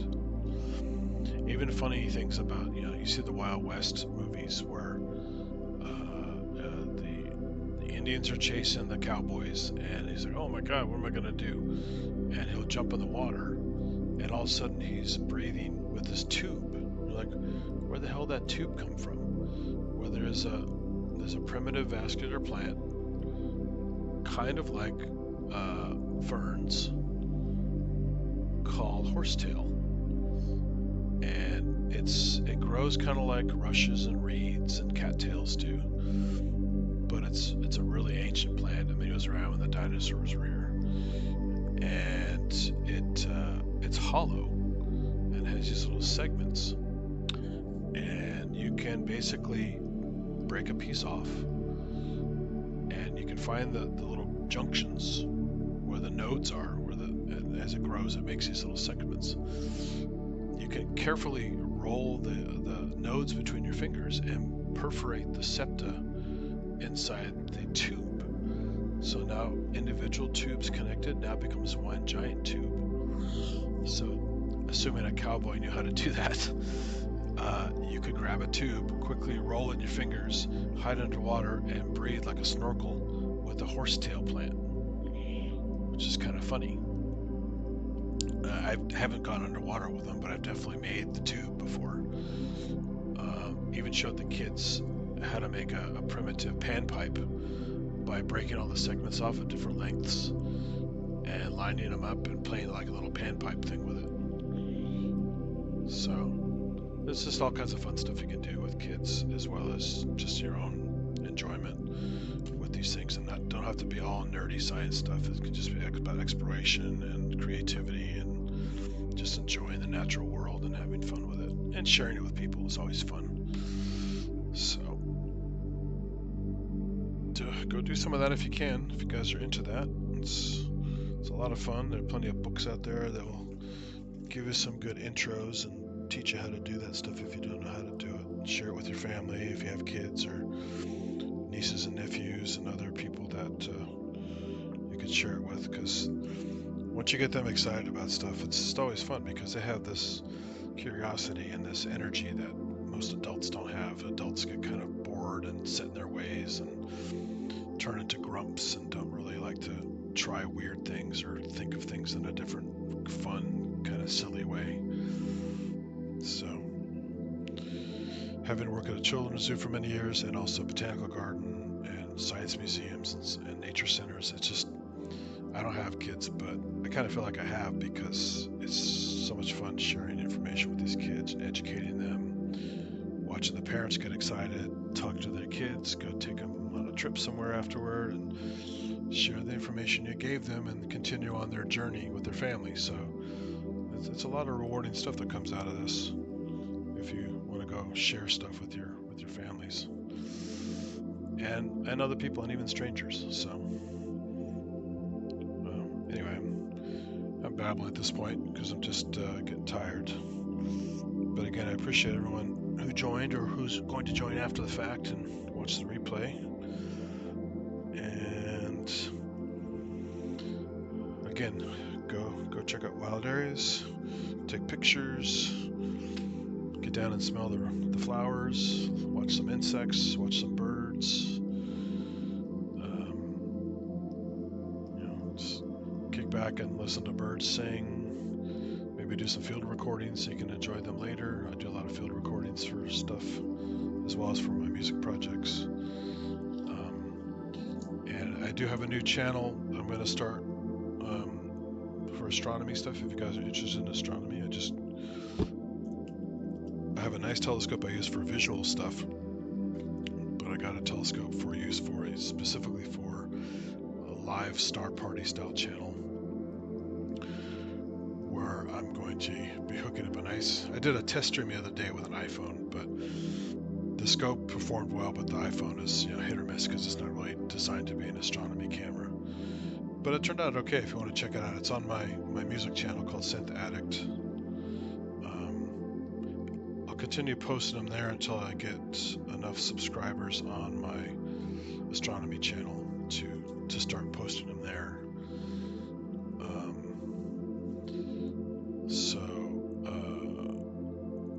Look for announcements on my synthetic channel about the astronomy channel. Unfortunately, when you pick a channel name, a lot of times you can have similar names to other people. And the name I happen to choose because of the formula I use for my name choices from the different channels, the name's already been used a couple times by people. So that's why I said look for the postings when I put the specific links. Otherwise, you'll go to the wrong channel thinking it's me, and it won't be. So for now, I think the last stream I put up of the thing, I actually put the name of the actual channel in the title on my synthetic channel. So look for that. It's the channel name with a number, because YouTube, if you already have a name that's been used, they take the original name and append a number to it. So like this channel, MicroAddict, that I'm on right now, you got assigned a number anyway, because after you have a certain amount of subscribers, you can choose a special @channel name as your URL. But if the channel name is already in use by lots of people, you still got to keep your designated number after the channel name.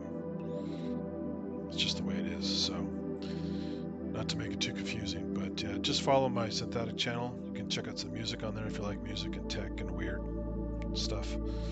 But also, my Astro stuff will be there until I get a chance to establish the channel better, where people can find it and not get confused. And I'll be doing some stuff with the proper camera pretty soon, where the streams will look better instead of an iPhone bolted to a nice telescope. So that's it. Got my 3 channels you just heard about, and anything you guys want to check out and ask questions, feel free. Thanks again for hanging in there and being a participant and being patient while I sit here and babble about endless stuff all day long and all night long. And for the astronomy channel, I say keep looking up or keep watching the skies. And for the this channel, I say just stay curious and go out there and share stuff with your family, friends, and neighbors. Gotta keep the science flowing, get people interested, curious, and make the world a much better place. So.